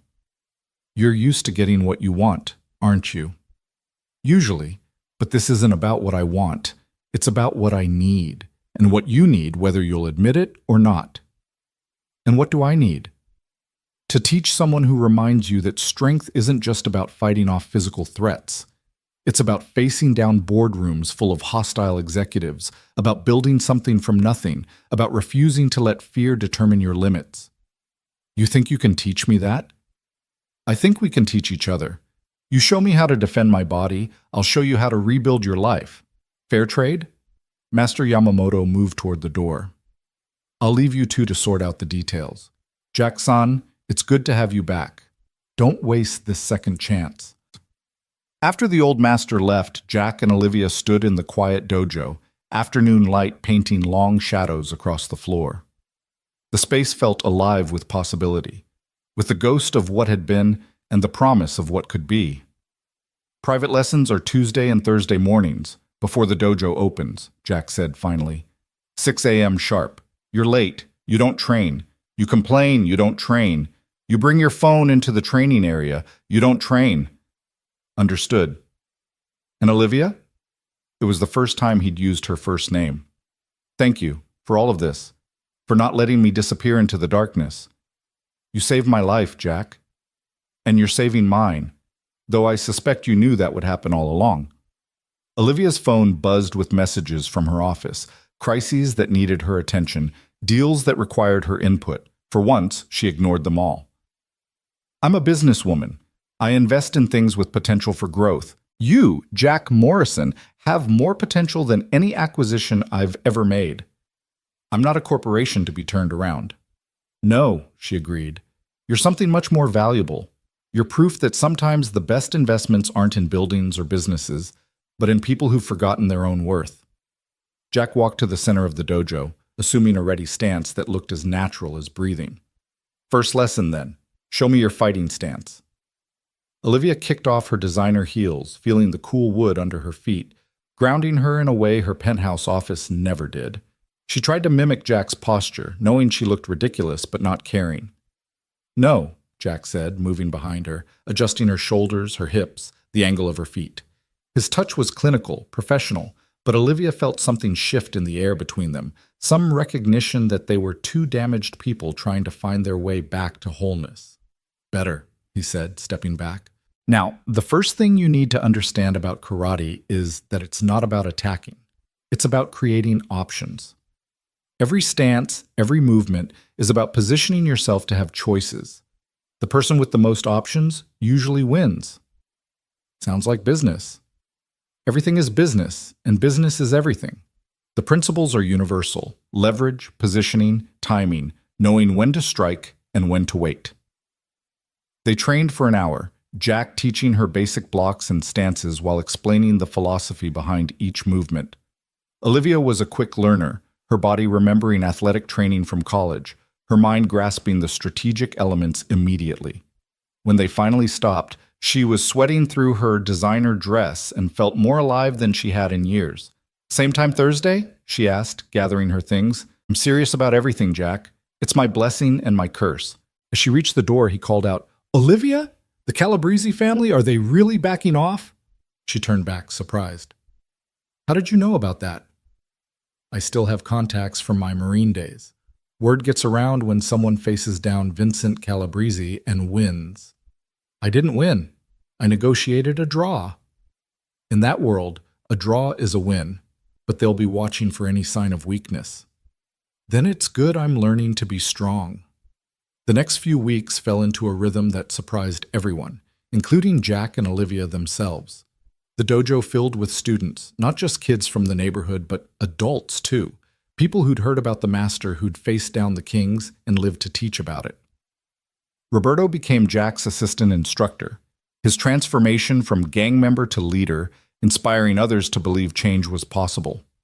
Olivia's private lessons evolved from simple self-defense into something more complex. Jack taught her not just how to fight, but how to think like a warrior, constant awareness, strategic positioning, the economy of movement that turned every action into potential advantage. In return, she helped him navigate the business side of running the dojo, taught him about cash flow and sustainability, about building something that could last beyond the initial enthusiasm. They were an odd pair, the billionaire and the warrior, the corporate queen and the broken sensei. But somehow it worked. Olivia found in the dojo a simplicity that cut through the complexity of her corporate life, a place where success was measured in perfected techniques and childhood laughter rather than stock prices and acquisition targets. Jack found in Olivia's relentless optimism a counterweight to his grief, her refusal to accept defeat in any form slowly chipping away at the walls he'd built around his heart. One Thursday morning, 6 weeks after the dojo reopened, Olivia arrived to find Jack sitting in Emma's corner, holding a letter. What's that? She asked, setting down her gear. A thank you note from Roberto's mother. Her son hasn't just left the gang, he's back in school talking about college. Jack's voice was thick with emotion. She says I saved his life. You did? No, we did. This place, this chance, it wouldn't exist without you. Olivia sat down beside him, close enough that their shoulders touched. It wouldn't matter without you. A dojo is just a building. A sensei makes it a place of transformation. Is Is that what we're doing here? Transforming? Every day. The kids, the community, ourselves, especially ourselves. Jack was quiet for a moment, then said, Emma would have been 9 this week. Tell me about her. And he did. For the first time since her death, Jack talked about his daughter, not with grief, but with joy, sharing stories of her first attempts at kata, her insistence on wearing her purple belt to school, even though it didn't match her uniform, her belief that her father's karate could fix anything from skinned knees to broken hearts. She was right, you know, Olivia said when he finished. Your karate did fix things. It fixed that night in the alley. It's fixing Roberto and the other kids. It's fixing... She paused, then continued more quietly. It's fixing me. You weren't broken. Wasn't I? I had everything except the ability to feel safe, to trust that someone would stand between me and danger without calculating the cost. You gave me that. And you gave me a reason to continue Emma's legacy in a way that honors her joy, not just my grief. They sat in comfortable silence, watching the morning sun paint patterns across the dojo floor. The space that had once held such pain for Jack had become something else. Not a monument to loss, but a testament to resilience, to the possibility of building something beautiful from broken pieces. I should tell you something, Olivia said eventually. Thomas Whitfield was arrested yesterday. The FBI found evidence of multiple DUI violations and tax evasion related to covering them up. He's looking at serious prison time. Jack absorbed this information without visible reaction. You did that? I provided information. The justice system did the rest eventually. It won't bring her back. No, but it might prevent him from taking someone else's child. That's something. It's everything, Jack corrected. Thank you. We should train, Olivia said, standing and offering him a hand up. You're teaching me that spinning kick today, right? You're not ready for that. I'm a fast learner. You're stubborn. That too. Jack took her hand, allowing her to help him to his feet, even though they both knew he didn't need it. It was a small gesture, but it spoke volumes about how far they'd both come. The warrior who'd learned to accept help, the billionaire who'd learned to offer it without expectation of return. They moved to the center of the dojo, assuming their fighting stances, but something had shifted between them. The professional distance that had characterized their early lessons had given way to something warmer, more personal. When Jack adjusted Olivia's stance now, his hands lingered a moment longer than necessary. When she successfully executed a difficult combination, the pride in his eyes was about more than just her technical improvement. Focus, Jack said, but he was smiling. I am focused. On the technique, not on... He paused, catching himself. On what? Olivia challenged, raising an eyebrow. On whatever it is that's making you smile like that. Maybe I'm just happy. Is that allowed in the dojo? Emma always said the dojo should be a happy place, Jack admitted. She said people fought better when they were joyful than when they were angry. Smart girl. The smartest. They continued training, but the atmosphere had changed, charged with possibility neither of them quite ready to acknowledge. Outside, the city was waking up, the sounds of traffic and commerce filtering through the windows. But inside the dojo, in this space carved out of time and transformed by will and hope, two people who'd saved each other in different ways moved through ancient forms, finding in the discipline of combat a path towards something that looked suspiciously like peace.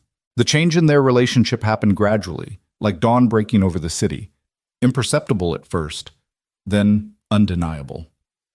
3 months after the dojo's reopening, Olivia arrived for her morning lesson to find Jack already in motion, working through an advanced kata she'd never seen before. His movements were fluid poetry, each strike and block flowing into the next with a grace that made violence look like art. She stood in the doorway, transfixed, watching him move through space as if he were conducting an orchestra only he could hear. When he finished, breathing hard but centered, he turned to find her watching. You're early, he said, but there was warmth in his observation.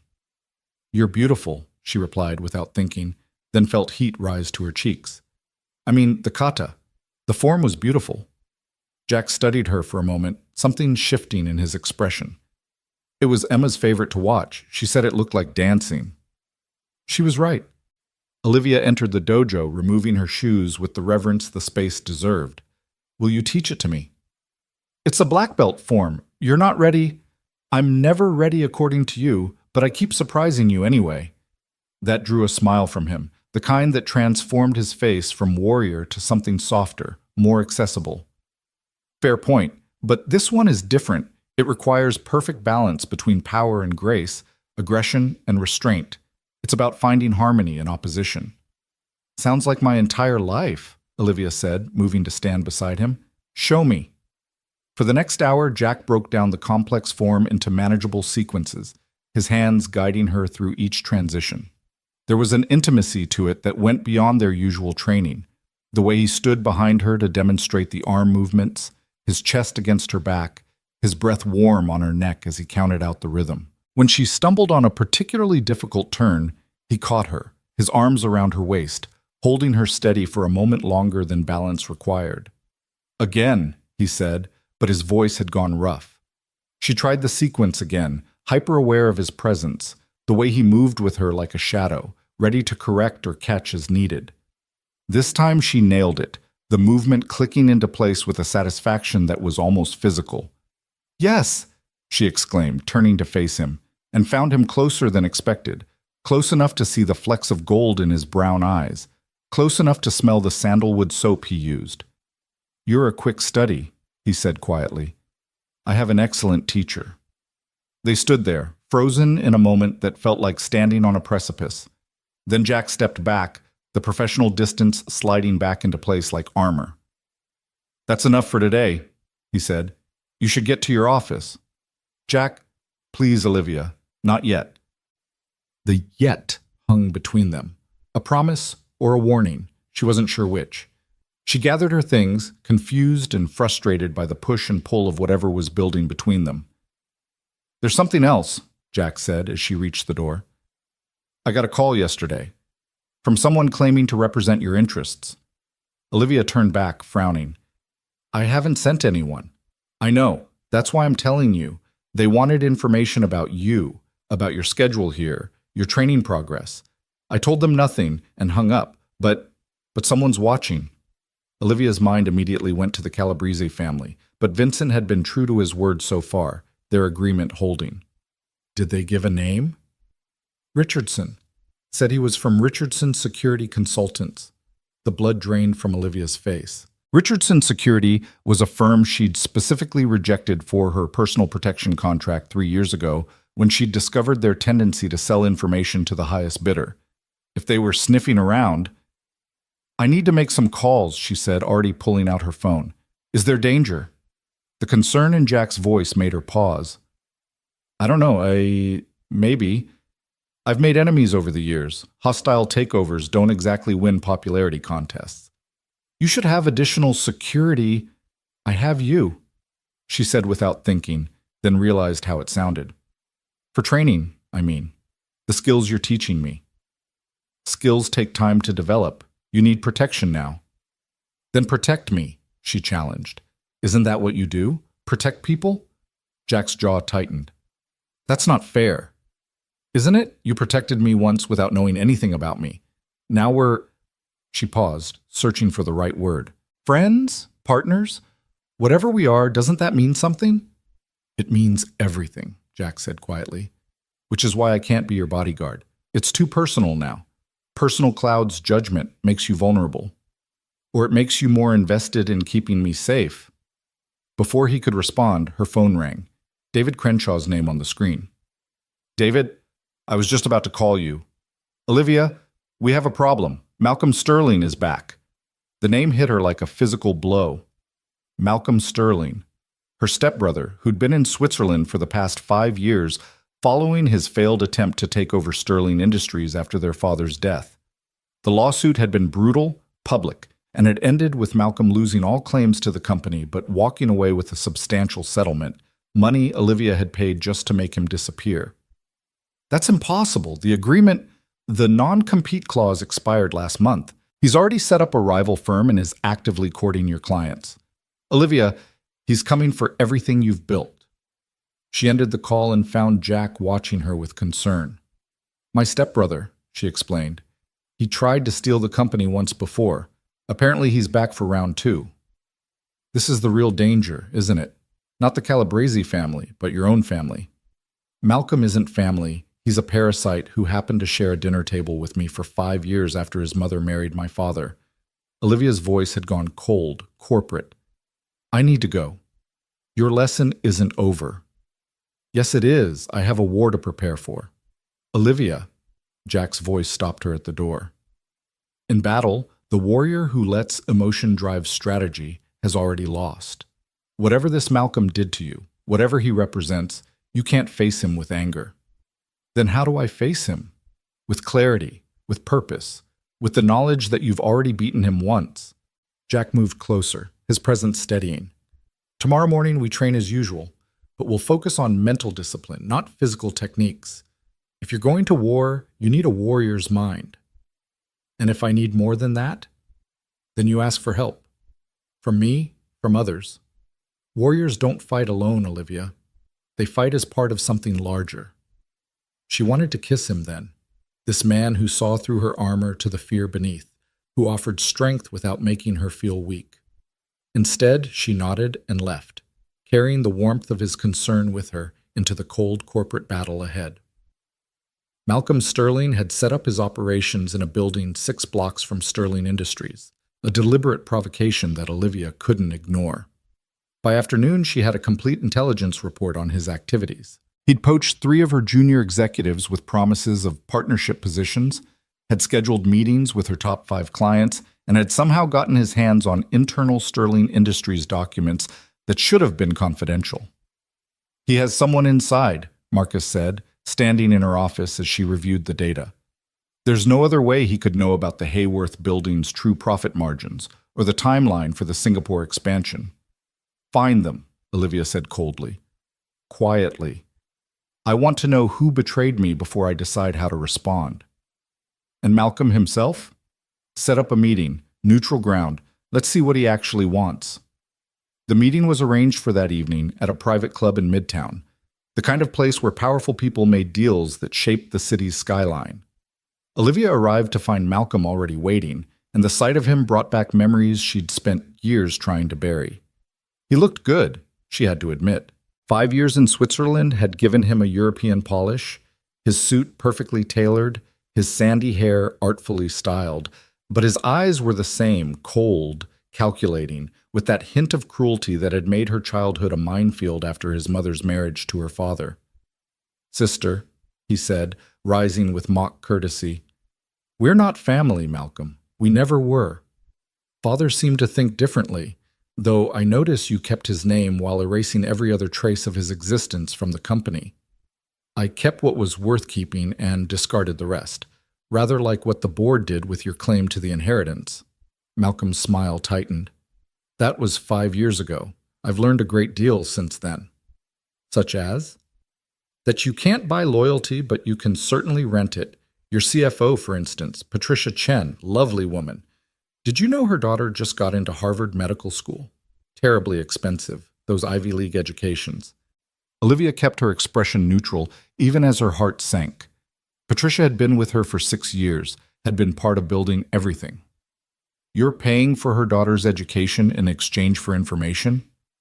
Among other things, the question is, what are you willing to pay to make me go away again?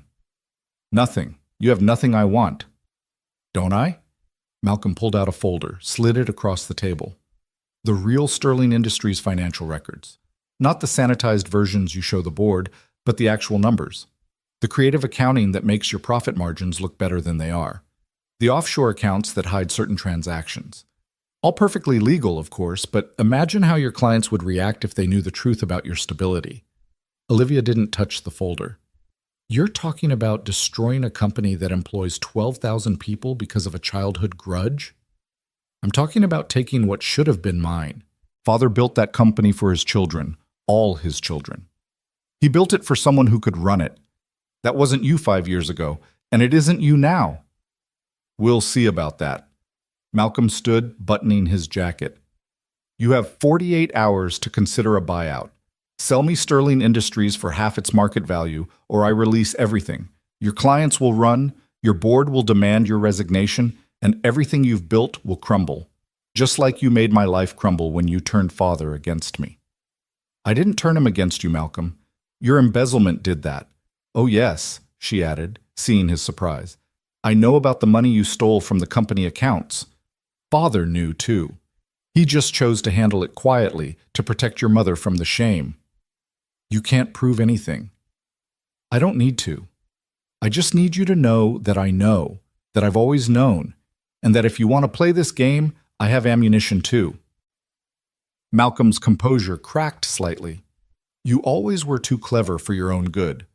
But cleverness won't save you this time. 48 hours, Olivia. After he left, Olivia sat alone in the private room, staring at the folder he'd left behind. She opened it finally, scanning the documents, recognizing Patricia's fingerprints all over the leaked information. The betrayal hurt more than she'd expected. Patricia had been more than an employee. She'd been a friend, or so Olivia had thought. Her phone buzzed. A text from Jack. Training still on for tomorrow? She typed back, Yes. I need it more than ever. His response was immediate. Whatever you're facing, you don't face it alone. The simple message made her eyes burn with unshed tears. When had she become so isolated that a text about not being alone could affect her this deeply? She made her way home, her mind already working through strategies and counter-strategies. But when she arrived at her penthouse, she found an unexpected visitor waiting in the lobby, Master Yamamoto, looking impossibly small and ancient in the modern setting. Sterling-san, he said with a slight bow. We must speak. She brought him up to her apartment, served him tea in the traditional manner he'd taught her during one of their conversations at the dojo. He sipped it slowly, studying her with those penetrating eyes. You are troubled, he observed. Business complications. No, this is personal. Someone has betrayed you. How do you... She stopped herself. After 93 years of reading people, Yamamoto probably saw things others missed. Jack-san cares for you, the old master said, seemingly changing subjects. More than he admits, perhaps more than he knows. We're friends, partners in the dojo. You are whatever you tell yourselves you are, but the heart knows its own truth. He set down his teacup with precise movements. I did not come to speak of romance, however. I came to warn you. The man you met with tonight, I have seen his type before. They do not fight with honor. They attack from shadows, use others' weaknesses as weapons. You're telling me to be careful. I'm telling you that sometimes the way to defeat an enemy who fights without honor is to remind them what honor looks like. Your stepbrother expects you to fight him with his weapons, blackmail, betrayal, corporate maneuvering. What if you fought with different weapons entirely? Such as? Truth, transparency. The kind of strength that comes not from hidden leverage but from open integrity. Yamamoto stood, his movements fluid despite his age. In karate, we teach that the strongest position is one where you have nothing to defend because you've already acknowledged your vulnerabilities. Consider this in your battle. After he left, Olivia stood at her windows, looking out at the city lights, thinking about his words. Truth as a weapon, transparency as strength. It went against everything she'd learned in business, where information was power and secrets were currency. Her phone rang. Patricia Chen. Olivia. Her CFO's voice was strained. We need to talk. Yes, we do. My office tomorrow morning, 8 a.m. I can explain. I'm sure you can. 8 a.m., Patricia. She ended the call and made another, this one to David Crenshaw. David, I need you to prepare something for me. A complete financial disclosure document for Sterling Industries, everything. The creative accounting, the offshore structures, all of it. Olivia, that's corporate suicide. Maybe. Or maybe it's the only way to win a fight against someone who thinks secrets are weapons. This is about Malcolm. This is about ending him once and for all. But first, I need to know, is there anything in our financials that's actually illegal? No, nothing illegal. Aggressive, perhaps. Creative, certainly. But legal. Then prepare the documents. Full disclosure. And David, set up a press conference for 47 hours from now. You're going to make this public? I'm going to burn down everything Malcolm thinks he can use against me. Can't blackmail someone with information they've already released. The next morning, Olivia arrived at the dojo at 5:30, needing the physical outlet before facing Patricia. She found Jack already there, but he wasn't alone. Roberto was with him, working through advanced combinations with an intensity that spoke of hours of practice. Roberto's testing for his black belt next month, Jack explained. He wanted extra training. Olivia watched the young man move, seeing in him the same transformation she'd witnessed in Jack, someone who'd found purpose in discipline, strength in structure. Sensei says you're learning fast, Roberto said during a water break. Says you got the warrior spirit. He's being generous, Olivia replied.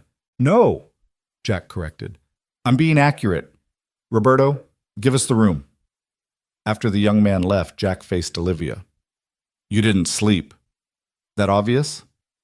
You're holding tension in your shoulders. Your stance is defensive before we've even started.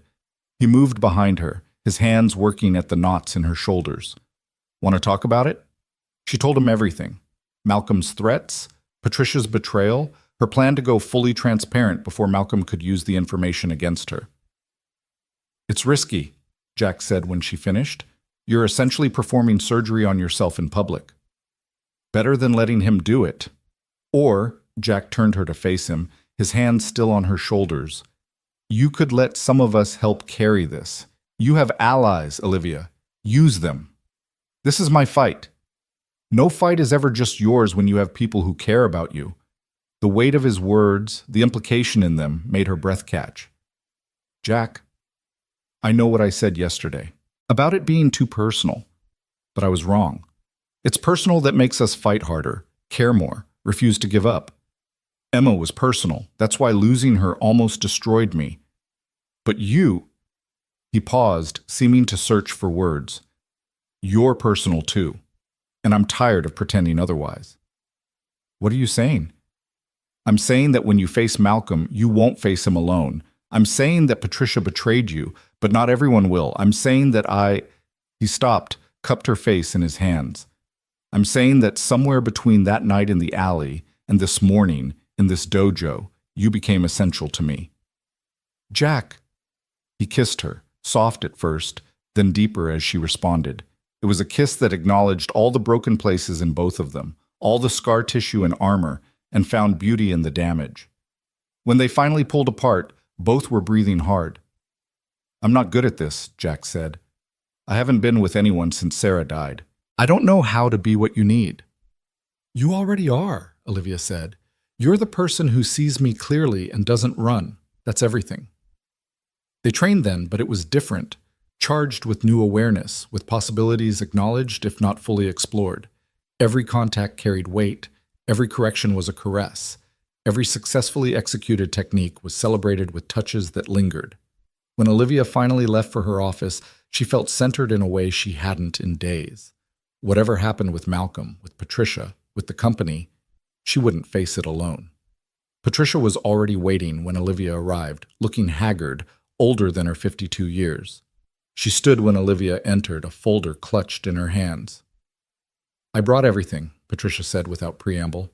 Every document I gave Malcolm, every piece of information I shared, and my resignation. Olivia sat behind her desk, studying the woman she'd trusted. Why? My daughter, medical school, but it's more than that. Patricia sank into a chair.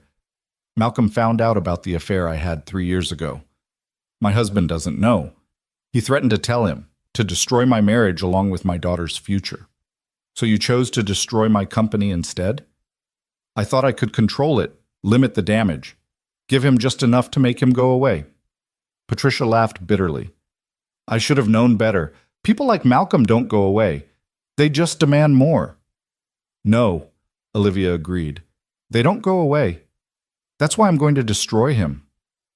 The press conference David mentioned, you're really going to do it? Full disclosure? Every creative accounting method, every aggressive tax strategy, everything Malcolm thinks he can use against me. It'll cost you millions in market value. But it'll cost him everything. His entire plan depends on having information I don't want public. Take that away and he has nothing. Patricia set her resignation on the desk. I know I have no right to ask, but I'm not accepting your resignation. What? You betrayed me, yes, but you also came clean when you could have stayed silent. Malcolm probably promised you a position in his new company, but you're here instead. Olivia leaned forward. I'm going to give you a choice, Patricia. You can leave, take your resignation and never look back. Or you can stay, help me win this fight, and earn back the trust you broke. Why would you? Because I believe in second chances. I've seen what they can do. Olivia thought of Jack, of Roberto, of the kids at the dojo learning that their past didn't define their futures.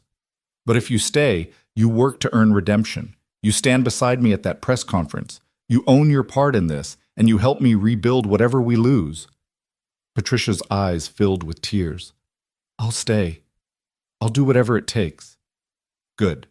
Then let's get to work. We have 36 hours to prepare for corporate seppuku. The next day and a half passed in a blur of preparation. Olivia worked with her team to craft the perfect message: admission without apology, transparency without weakness. She brought in her major clients personally, explaining what was coming, why she was doing it, assuring them that Sterling Industries' fundamental strength remained unchanged. Some walked away, but more stayed than she'd expected. Vincent Calabrese, surprisingly, was one of the first to call with support. You've got stones, Ms. Sterling, he said, with what sounded like genuine admiration. Making yourself bulletproof by taking the bullets yourself. That's old school. I respect that. Jack came to her office the night before the press conference, bringing Chinese food and his quiet strength.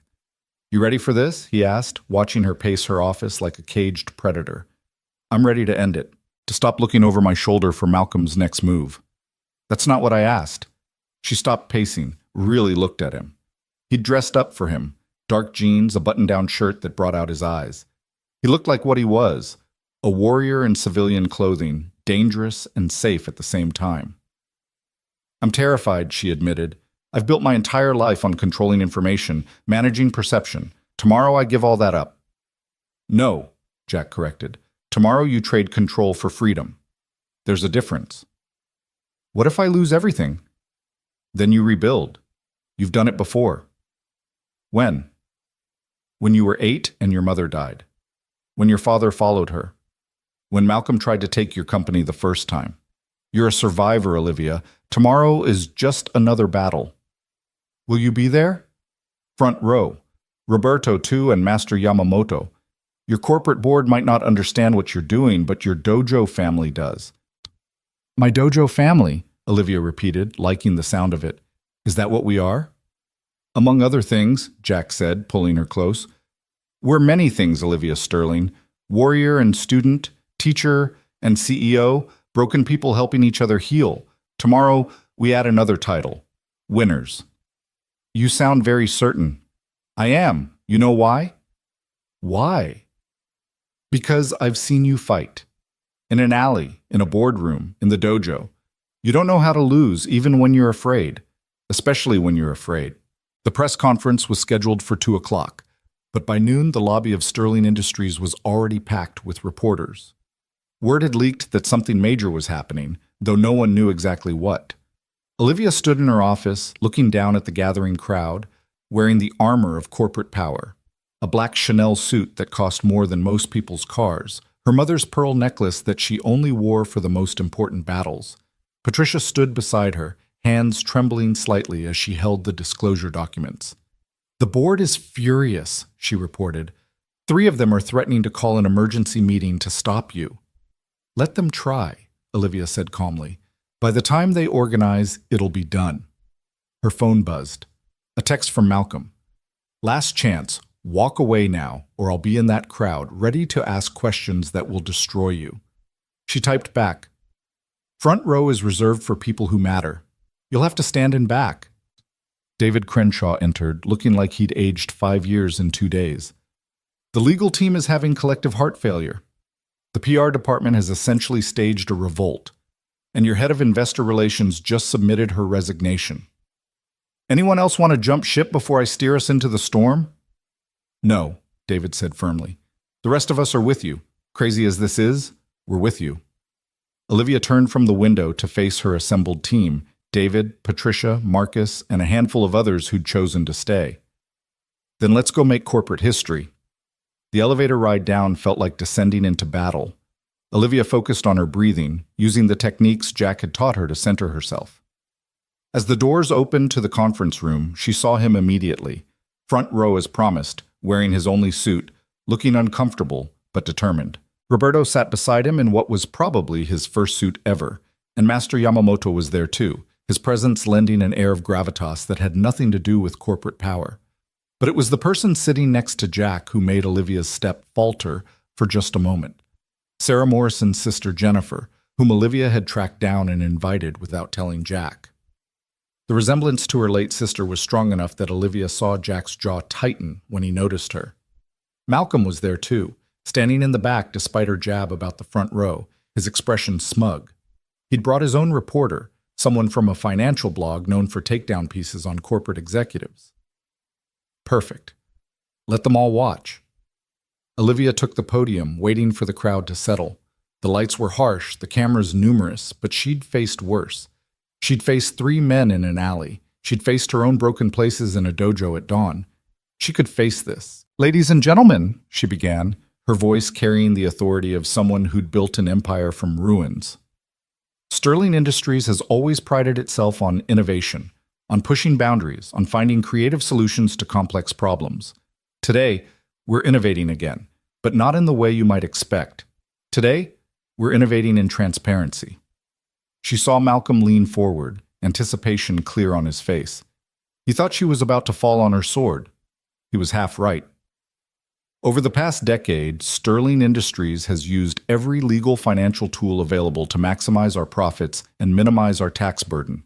Offshore subsidiaries, complex corporate structures, aggressive depreciation schedules, all legal, all common in our industry, and all things we've decided to change. The murmur from the crowd was immediate. Several reporters started typing furiously on their phones. But before we change, Olivia continued, we believe in full disclosure. Patricia Chen, our CFO, will now walk you through every creative accounting method we've used, every structure we've employed, every strategy that has allowed us to show the profits we have. Patricia stepped forward, her voice shaky at first but growing stronger as she laid out the complete financial picture. It was corporate suicide in slow motion. Every trick, every loophole, every aggressive interpretation of tax law laid bare. The stock price, displayed on a screen behind them, began to drop immediately. Olivia watched Malcolm's expression change from smugness to confusion to anger as he realized what was happening. She was burning down everything he'd planned to use against her, salting the earth so nothing could grow from it. When Patricia finished, Olivia returned to the podium. Now, some of you might wonder why we're doing this. The answer is simple. Integrity is worth more than profits. My stepbrother, Malcolm Sterling, recently approached me with these same documents, obtained through corporate espionage and personal blackmail, threatening to release them unless I sold him the company for half its value. The cameras swung toward Malcolm, who'd gone pale. He started pushing toward the exit, but found his way blocked by reporters who smelled blood in the water. Rather than submit to extortion, Olivia continued, we chose transparency. And more than that, we chose transformation. Effective immediately, Sterling Industries will restructure all of its financial operations. We will pay our full tax burden. No offshore havens, no complex structures designed to obscure rather than illuminate. We expect this will cost us approximately $200 million in the first year. The stock price continued to plummet. Several board members in the audience looked physically ill. However, Olivia said, her voice rising above the chaos, we also announced today a new initiative, the Morrison Foundation, named after Emma Morrison, a 7-year-old girl whose death reminds us that there are things more important than profit margins. The foundation will take the money we previously saved through aggressive accounting and invest it in community development, particularly in underserved neighborhoods where children like Emma deserve better opportunities. She saw Jack's eyes widen, saw Jennifer Morrison bring her hand to her mouth. She hadn't told anyone about this part. Furthermore, Olivia continued, Sterling Industries will transition to a stakeholder model rather than a shareholder model. Our employees, our communities, our environment, all will have a voice in our decisions. We will build not just for profit, but for purpose. The questions came like bullets once she finished her prepared remarks. Malcolm's planted reporter was first. Isn't this just an admission that Sterling Industries has been essentially lying to its investors for years? No, Olivia replied calmly. It's an admission that we've been playing by rules that prioritize cleverness over clarity. We're changing those rules. What about your shareholders who are watching their value disappear? They're watching short-term value disappear. Long-term, a company built on transparency and purpose will far exceed one built on financial engineering. Another reporter. Malcolm Sterling has alleged that you obtained your position through manipulation of your father's will. How do you respond? Olivia saw Malcolm trying to leave again, still trapped by the crowd. I respond with facts. My father's will was explicit. The company would go to whoever could best run it. The board evaluated both Malcolm and me and made their choice based on merit, not manipulation. The fact that Malcolm had been embezzling funds probably influenced their decision, though he chose not to prosecute out of respect for his mother. That was the kill shot. Malcolm finally pushed through the crowd and fled, his carefully constructed revenge plan in ruins. The questions continued for another hour, but Olivia had accomplished what she'd set out to do. She'd burned down Malcolm's leverage, transformed her company's philosophy, and somehow, in the middle of corporate chaos, honored a little girl whose father had taught her that protection meant standing up for others. When it was finally over, when the reporters had gone and the staff had dispersed to deal with the fallout, Olivia found Jack waiting in her office. Jennifer was with him, tears streaming down her face. Emma would have been so proud, Jennifer said, embracing Olivia. A foundation in her name, helping other kids. It's perfect. Thank you. That's... After Jennifer left, promising to stay in touch, Jack and Olivia stood alone in her office as the sun set over Manhattan, painting the sky in shades of amber and rose. You named it after Emma, Jack said quietly. She deserved to have her name on something that mattered, just like the dojo. You could have warned me. Would you have let me if I had? Jack considered this, then shook his head. Probably not. I would have said it was too much, that you didn't owe us anything. I owe you everything, Olivia corrected. You saved my life. And you saved mine. I'd say we're even, except... He paused, studying her. Except I don't want to be even. I want to be... What? More. I want to be more to you than the man who saved you in an alley or the teacher who shows you how to fight. I want to be the person you come home to when days like this knock you down. I want to be the one who celebrates with you when you do impossible things like what you did today. Jack, I know I'm not what someone like you is supposed to end up with. I'm an ex-Marine who teaches karate and lives in a converted maintenance tunnel. You're a billionaire who just revolutionized corporate ethics, but... Olivia silenced him with a kiss, pouring into it all the words she couldn't say, all the feelings that had been building since that night in the alley. When they pulled apart, both were breathing hard. You're exactly what someone like me is supposed to end up with, she said. You're the only person who's ever protected me without wanting something in return. You're the only one who sees past the money to the frightened girl who lost her parents and has been fighting ever since. You're the only one who makes me feel safe enough to be vulnerable. So what happens now? Now we deal with the aftermath of what I just did. The stock will tank, the board will rage, and half my investors will bail. But in 6 months, maybe a year, when the market realizes that a company built on transparency and purpose is actually more valuable than one built on financial tricks, we'll be stronger than ever. I meant what happens with us. Olivia smiled, the first genuine smile she'd felt all day. With us? We continue training. You keep teaching me to fight, and I keep teaching you to trust that good things can happen to good people. We have dinner sometimes, maybe breakfast if dinner goes well. We figure out how to be two broken people who make each other whole. That sounds complicated. Everything worth doing is complicated. Jack pulled her close, and they stood there as the city lights began to flicker on, two warriors who'd found peace in each other's arms. Outside, the financial world was probably having a meltdown about Sterling Industries' radical transparency. Malcolm was probably somewhere plotting his next move, though he'd find precious little ammunition left. The board was definitely planning an emergency meeting, but in that moment, In that office high above Manhattan, none of that mattered. What mattered was the way Jack's arms felt around her, strong and safe. What mattered was the knowledge that she'd faced her worst fear, exposure, vulnerability, loss of control, and survived. What mattered was that she'd honored Emma's memory in a way that would help countless other children. "I should go," Jack said eventually. "Roberto has a class to teach, and I promised to be there." "The kids come first," Olivia agreed. "Always." "Come with me." "To the dojo. I'm not exactly dressed for training." "Not to train, to be part of something. The kids have heard about you, the lady who brought their sensei back. They want to meet you." Olivia looked down at her Chanel suit, at her Louboutin heels, at all the armor of corporate power. Then she looked at Jack, wearing his ill-fitting suit with more dignity than most men wore custom tailoring. "Give me 10 minutes to change," she said. The dojo was packed when they arrived, kids and adults filling the space with an energy that made the corporate press conference seem sterile by comparison. Roberto was leading warm-ups, his voice confident as he guided the students through stretches. When he saw Jack and Olivia enter, his face lit up. "Sensei! Miss Sterling! Everyone, our sensei is here!" The students turned, bowing in unison, and Olivia found herself bowing back, the gesture feeling more natural than any corporate handshake. Jack changed into his G and took over the class, but not before introducing Olivia to the students.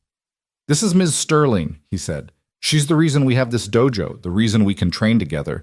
But more than that, she's a student herself, learning just like all of you that strength isn't about being invincible. It's about getting up every time you fall." A little girl, maybe 6 years old, raised her hand. "Ms. Sterling, are you really a billionaire?"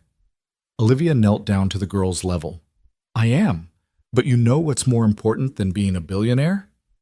"What?" "Being brave. And every time you come here, every time you practice, even when it's hard, you're being brave. That makes you richer than any amount of money could." The girl beamed and returned to her position. The class continued, and Olivia watched from Emma's corner, understanding for the first time what Jack had built here. It wasn't just a martial arts school. It was a place where kids learned they could be more than their circumstances, where discipline became dignity, where the broken could become whole.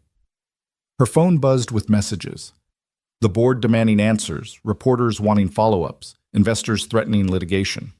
She turned it off. For once, the corporate world could wait. Master Yamamoto appeared beside her, moving with his characteristic silence. "You did a brave thing today," he said. "Or a foolish thing. Time will tell." Bravery and foolishness often look the same in the moment. It is only in retrospect that we know which was which. He paused, watching Jack demonstrate a combination to the advanced students. "He is different now. Lighter. He's healing. You both are. Together." They watched the class in comfortable silence for a while. Then Yamamoto said, "There is an old Japanese proverb, 'Fall down 7 times, stand up 8. But it does not mention that sometimes when we fall, someone helps us stand. That help does not diminish our strength. It multiplies it.' Is that your way of blessing whatever is happening between Jack and me? My blessing is irrelevant, but Emma's would not be." The old master pulled out a worn envelope from his G. "Jack asked me to keep this for him. He said he couldn't bear to read it. It is the last thing Emma wrote, the day before she died. Perhaps now he is ready." Olivia took the envelope, her hands trembling slightly. "I can't give this to him. It's too personal." "Everything real is personal, Sterling-san. That is what makes it matter." The class ended, the students dispersing with the kind of exhausted satisfaction that came from hard work. Roberto stayed behind to clean the dojo, and Jack joined Olivia in Emma's corner, still in his G, sweat making him look more alive than she'd ever seen him. "Master Yamamoto gave me something," Olivia said, holding out the envelope. "He said you asked him to keep it." Jack went very still, recognizing his daughter's handwriting on the envelope. "For Daddy," written in purple crayon. "I couldn't," he said. "After she died, I couldn't bear to read it." "You don't have to now." "No, I do. I've been running from her memory, hiding in grief. But you were right. She wouldn't want that." He opened the envelope with careful fingers, as if it might dissolve at rough treatment.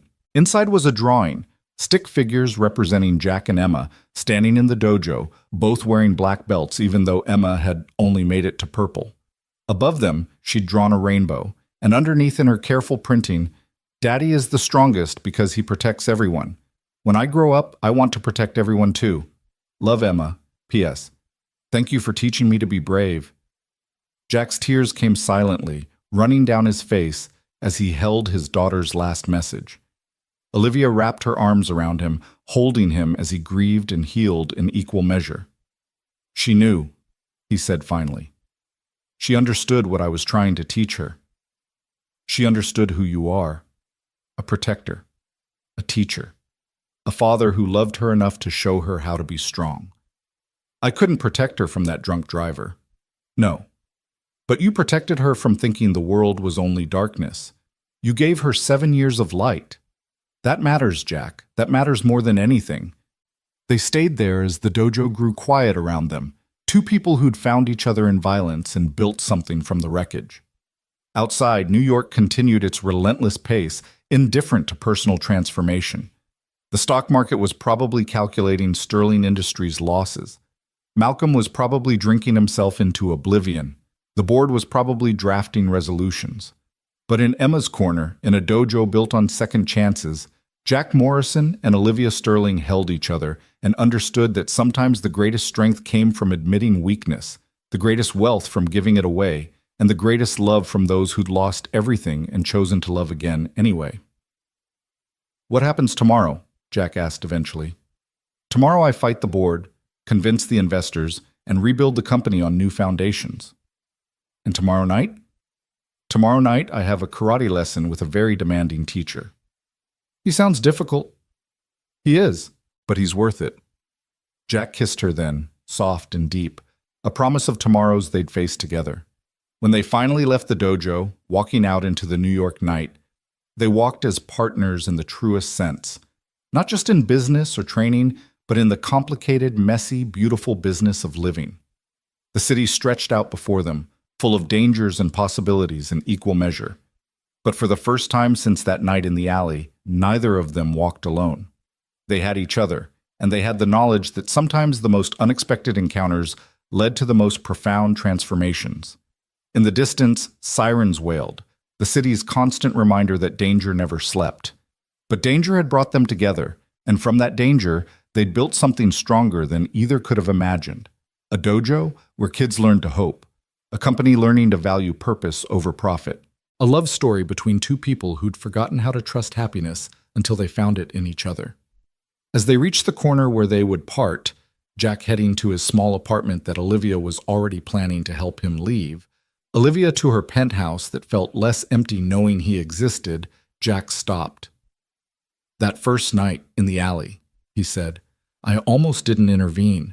I'd given up on being someone who mattered, but something made me stand up." "What?" "I think it was Emma. I think somehow she knew that saving you would save me, too." Olivia squeezed his hand. "Then we both owe her everything." "We'll make it count," Jack promised. "The foundation, the dojo, all of it. We'll make her name mean something." "It already does. It means a father's love that transcends loss. It means a little girl whose courage inspired a broken warrior to stand up one more time. It means that sometimes, in the darkest alleys, we find our greatest light." They parted then, but it didn't feel like separation. It felt like two streams that had diverged temporarily but would flow back together, stronger for having covered more ground. Tomorrow would bring challenges, corporate battles, training sessions, the slow work of healing and building. But tonight, they'd both won victories that couldn't be measured in stock prices or belt rankings. They'd won the victory of connection over isolation, of trust over fear, of love over loss. And in a city that measured everything in dollars and cents, that was the kind of wealth that truly mattered.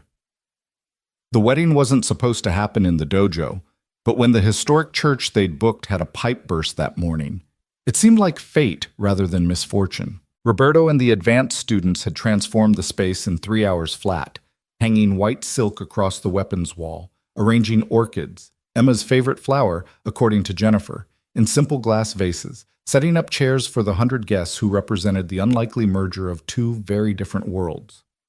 Olivia stood in what had been the storage room, now converted to a makeshift bridal suite, wearing a simple white dress that cost less than the Chanel suit she'd worn to that press conference a year ago. Patricia Chen, now not just her CFO but her maid of honor, was fixing the last pin in her hair. "The board members are here," Patricia reported with amusement. "They look deeply confused by the venue change." "They've been confused by every decision I've made this year," Olivia replied. "Why stop now?"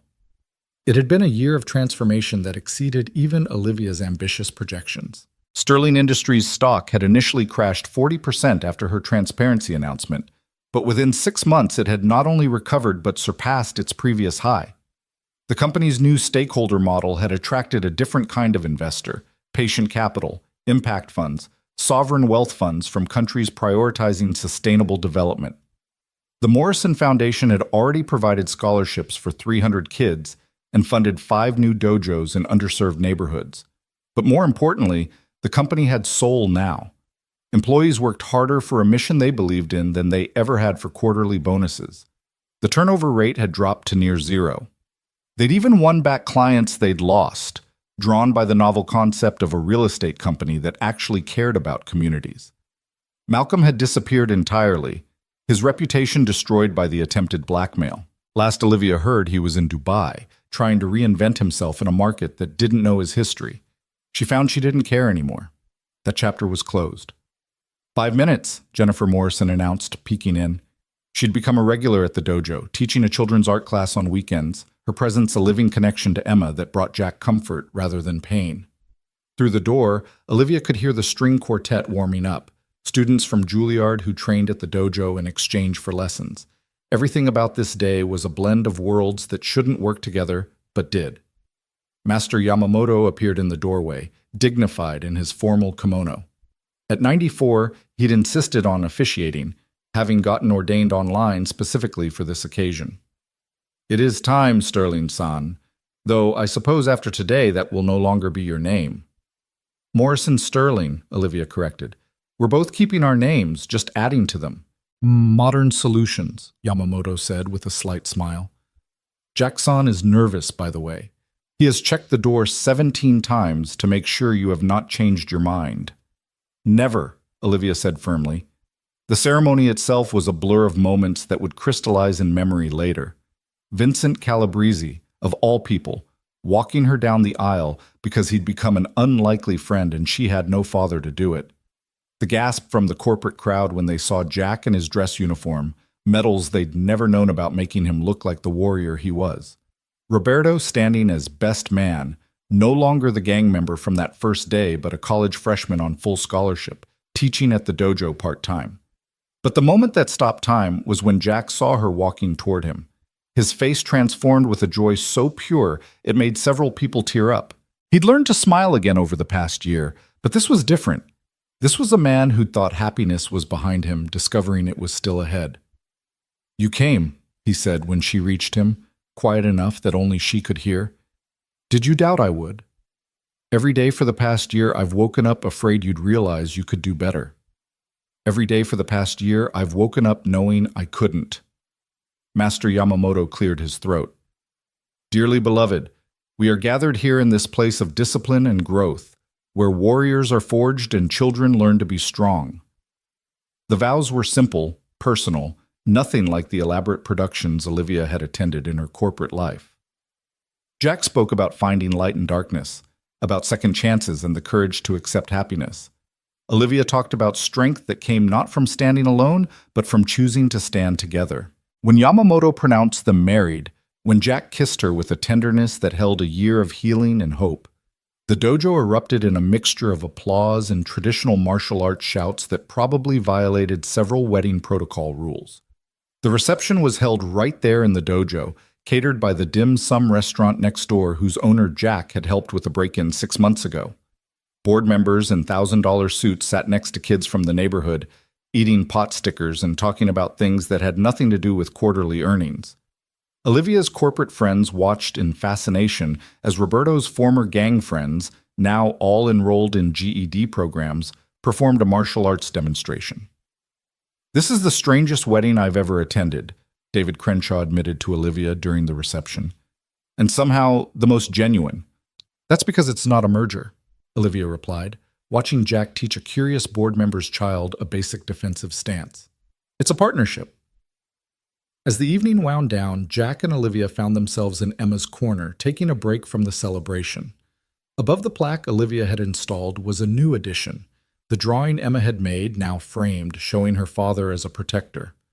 She would have loved this, Jack said softly. A wedding in the dojo. Her artwork on display. All these kids learning what she wanted to learn. She's here, Olivia said with certainty, in every child who trains here, in the foundation bearing her name, in the way you've chosen to live instead of just survive. In the way we've chosen, Jack corrected, pulling her close. I couldn't have done any of this without you. You saved me first. We saved each other. Although technically, I saved you from 3 mediocre criminals, and you saved me from myself. Your job was harder. Before Olivia could respond, the light suddenly went out. For a moment, there was confused murmuring, then emergency lighting kicked in, casting everything in that familiar green glow that reminded them both of that first night in the alley. Power outage, Marcus reported, checking his phone. Half the block is out. Should I? Leave it, Olivia said. It's perfect. And it was. In the dim emergency lighting, the dojo looked almost mystical. Someone had brought out candles, and soon the space was illuminated by flickering flames that made everything seem timeless. The string quartet, Game for Anything, played an acoustic set. Children who should have been scared of the dark were instead delighted by the adventure. Dance with me, Jack said, extending his hand. They moved to the center of the floor, other couples joining them, and swayed to a melody that needed no amplification. In the candlelight surrounded by the unlikely family they'd built, Olivia understood that this moment, this place, this man, was what she'd been fighting toward her entire life without knowing it. I have a surprise for you, she whispered as they danced. Another dojo? You've already funded 5. Not a dojo. She took his hand, placed it on her stomach. A student, due in about 7 months. Jack stopped dancing, his eyes widening. We're having a baby. The joy and terror that crossed his face in equal measure was exactly what she'd expected. He'd lost a child, and the prospect of having another had to be both wonderful and terrifying. I know you're scared, she said softly. I'm scared too. But this child will have something Emma didn't. 2 parents, a whole community, an entire dojo full of protectors. Emma had everything she needed, Jack said firmly. She had love, she had strength, she had 7 perfect years. This child will have different things, not better ones. Different but equal. Different but blessed. He pulled her close, and she could feel him trembling slightly. A baby. We're having a baby. We're having a warrior, Olivia corrected. Boy or girl, they'll grow up in this dojo, learning that strength comes in many forms. The lights flickered back on then, revealing a room full of people who'd been perfectly content in the darkness, who'd found ways to celebrate even when the power failed. It seemed like a metaphor for everything, finding light in darkness, building joy from sorrow, creating family from strangers. Vincent Calabrese approached them, looking uncomfortable but determined. I wanted to give you this, he said, handing Jack an envelope. A wedding present. Inside was a deed. Thomas Whitfield's family home in the Hamptons, somehow legally transferred to the Morrison Foundation. How did you, Olivia started. The Whitfield family owed me certain favors. I called them in. Vincent's expression was unreadable. That house should go to something good, something that honors the little girl who died because of their son's choices. This is worth millions, Jack said. Then sell it and build more dojos, or turn it into a retreat for kids who've never seen the ocean. Do something that would make your daughter proud. Vincent turned to leave, then paused. You know, Morrison, that night in the alley, my men were never supposed to hurt Miss Sterling, just scare her. But they exceeded orders, got violent. You stopped something that could have gone very wrong. Your men are dead, Jack pointed out. Killed for failing. Not by my order. That was someone trying to impress me with their initiative. They're no longer in my organization. Vincent straightened his tie, a gesture that somehow conveyed finality. The world is changing. Even families like mine need to change with it, or become extinct. What you two are building, legitimate strength, community power, That's the future. The old ways are dying. After he left, Jack and Olivia stood in stunned silence for a moment. Then Jack laughed, a full, rich sound that drew everyone's attention. "What?" Olivia asked. "A year ago, I was living in a tunnel, convinced my life was over. Now I'm married to a billionaire revolutionary, running a dojo, about to be a father again, and apparently on speaking terms with organized crime families who give us property as wedding gifts. If someone had told me this story, I'd have thought they were insane." "Are you happy?" Olivia asked, the question that mattered more than any other. Jack considered this, looking around the dojo, at Roberto helping clean up, at Master Yamamoto dozing in a chair with a satisfied smile, at the children from the neighborhood playing with board members' kids, at the space where his daughter had once sat and now bore her name. "I'm not sure happy is the right word," he said finally. "I'm whole. The broken pieces are still there, they'll always be there, but they're part of something bigger now. The cracks are where the light gets in." Leonard Cohen, Olivia recognized the reference. "Emma would approve of you quoting poetry. She would approve of all of this, especially you." As the reception finally ended, as guests departed into the New York night, Jack and Olivia remained in the dojo.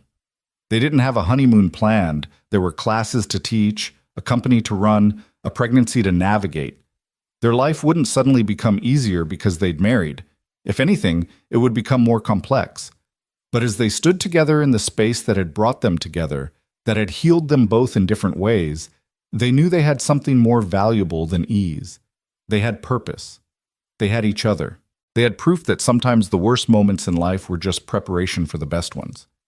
"Ready to go home?" Jack asked. "We are home," Olivia replied, gesturing to the dojo. "This is where we began. This is where we'll build everything else." A corporate empire run from a dojo? A life built on protecting others, teaching strength, refusing to let circumstances define limitations. The dojo is just the physical space. What we're building is bigger. Jack picked up Emma's photograph from its place of honor, touching it gently to his lips before setting it back down. "Good night, baby girl. Thank you for sending her to me." "To us," Olivia corrected. "She sent us to each other." They left the dojo hand in hand, walking through streets that had once held danger but now felt full of possibility. Behind them, the building stood quiet but not empty. It hummed with the energy of transformation, of children learning to be strong, of broken people becoming whole, of love finding a way through loss. A year ago, 3 men had attacked a billionaire in an alley, and a broken warrior had stood up one last time. That moment of violence had become a catalyst for redemption, proof that sometimes we find our salvation in the most unexpected places through the most unlikely people. The city moved around them, eternal and indifferent, but they had carved out their own space within it, a place where strength meant more than money, where protecting others was the highest calling, where a little girl's memory could inspire hundreds of other children to be brave. As they reached their apartment, Jack had finally agreed to move in with her, though he insisted on keeping his training space in the tunnel as a reminder. Olivia felt the baby move for the first time, a flutter so slight she might have imagined it. "What?" Jack asked, seeing her expression. "Our child just said hello." Jack placed his hand on her stomach, his touch gentle but protective. "Hello, little warrior. Your daddy's going to teach you to be strong, and your mama's going to teach you to be smart. And together, we'll teach you that the best fights are the ones that protect others." "And Emma will be your guardian angel," Olivia added softly, "watching over you, making sure you know that courage isn't the absence of fear, it's acting despite it." They went inside, closing the door on a day that had transformed them from 2 separate people into something unified. Tomorrow would bring its challenges: corporate battles, dojo classes, pregnancy appointments, the complex work of building a life together. But tonight, they had won everything that mattered. They had chosen hope over fear, love over loss, and together over alone. In a world that often rewarded isolation and cynicism, they had found strength in vulnerability and wealth in generosity. The story that began with violence in an alley had become something else entirely, a testament to the power of second chances, the strength found in broken places, and the unexpected ways that salvation arrives. Sometimes it comes in the form of a homeless warrior who remembers how to fight. Sometimes it's a billionaire who learns that true wealth has nothing to do with money. And sometimes it's a little girl's memory that reminds us all that love transcends loss, that courage can be taught, and that even in the darkest alleys, heroes still stand ready to protect those who cannot protect themselves. Outside, New York continued its restless existence, unaware that in one small corner of its vast expanse, a revolution had taken place. Not a revolution of violence or politics, but of hearts transformed and lives redeemed. It was the kind of revolution that happened one person at a time, one choice at a time, one act of courage at a time. And it all started with three men in an alley, a billionaire in danger, and a single dad who saved her with his karate skills, proving that sometimes the most extraordinary stories begin with the simplest acts of human decency, and that love, in all its forms, remains the most powerful force for transformation in a world that desperately needs heroes.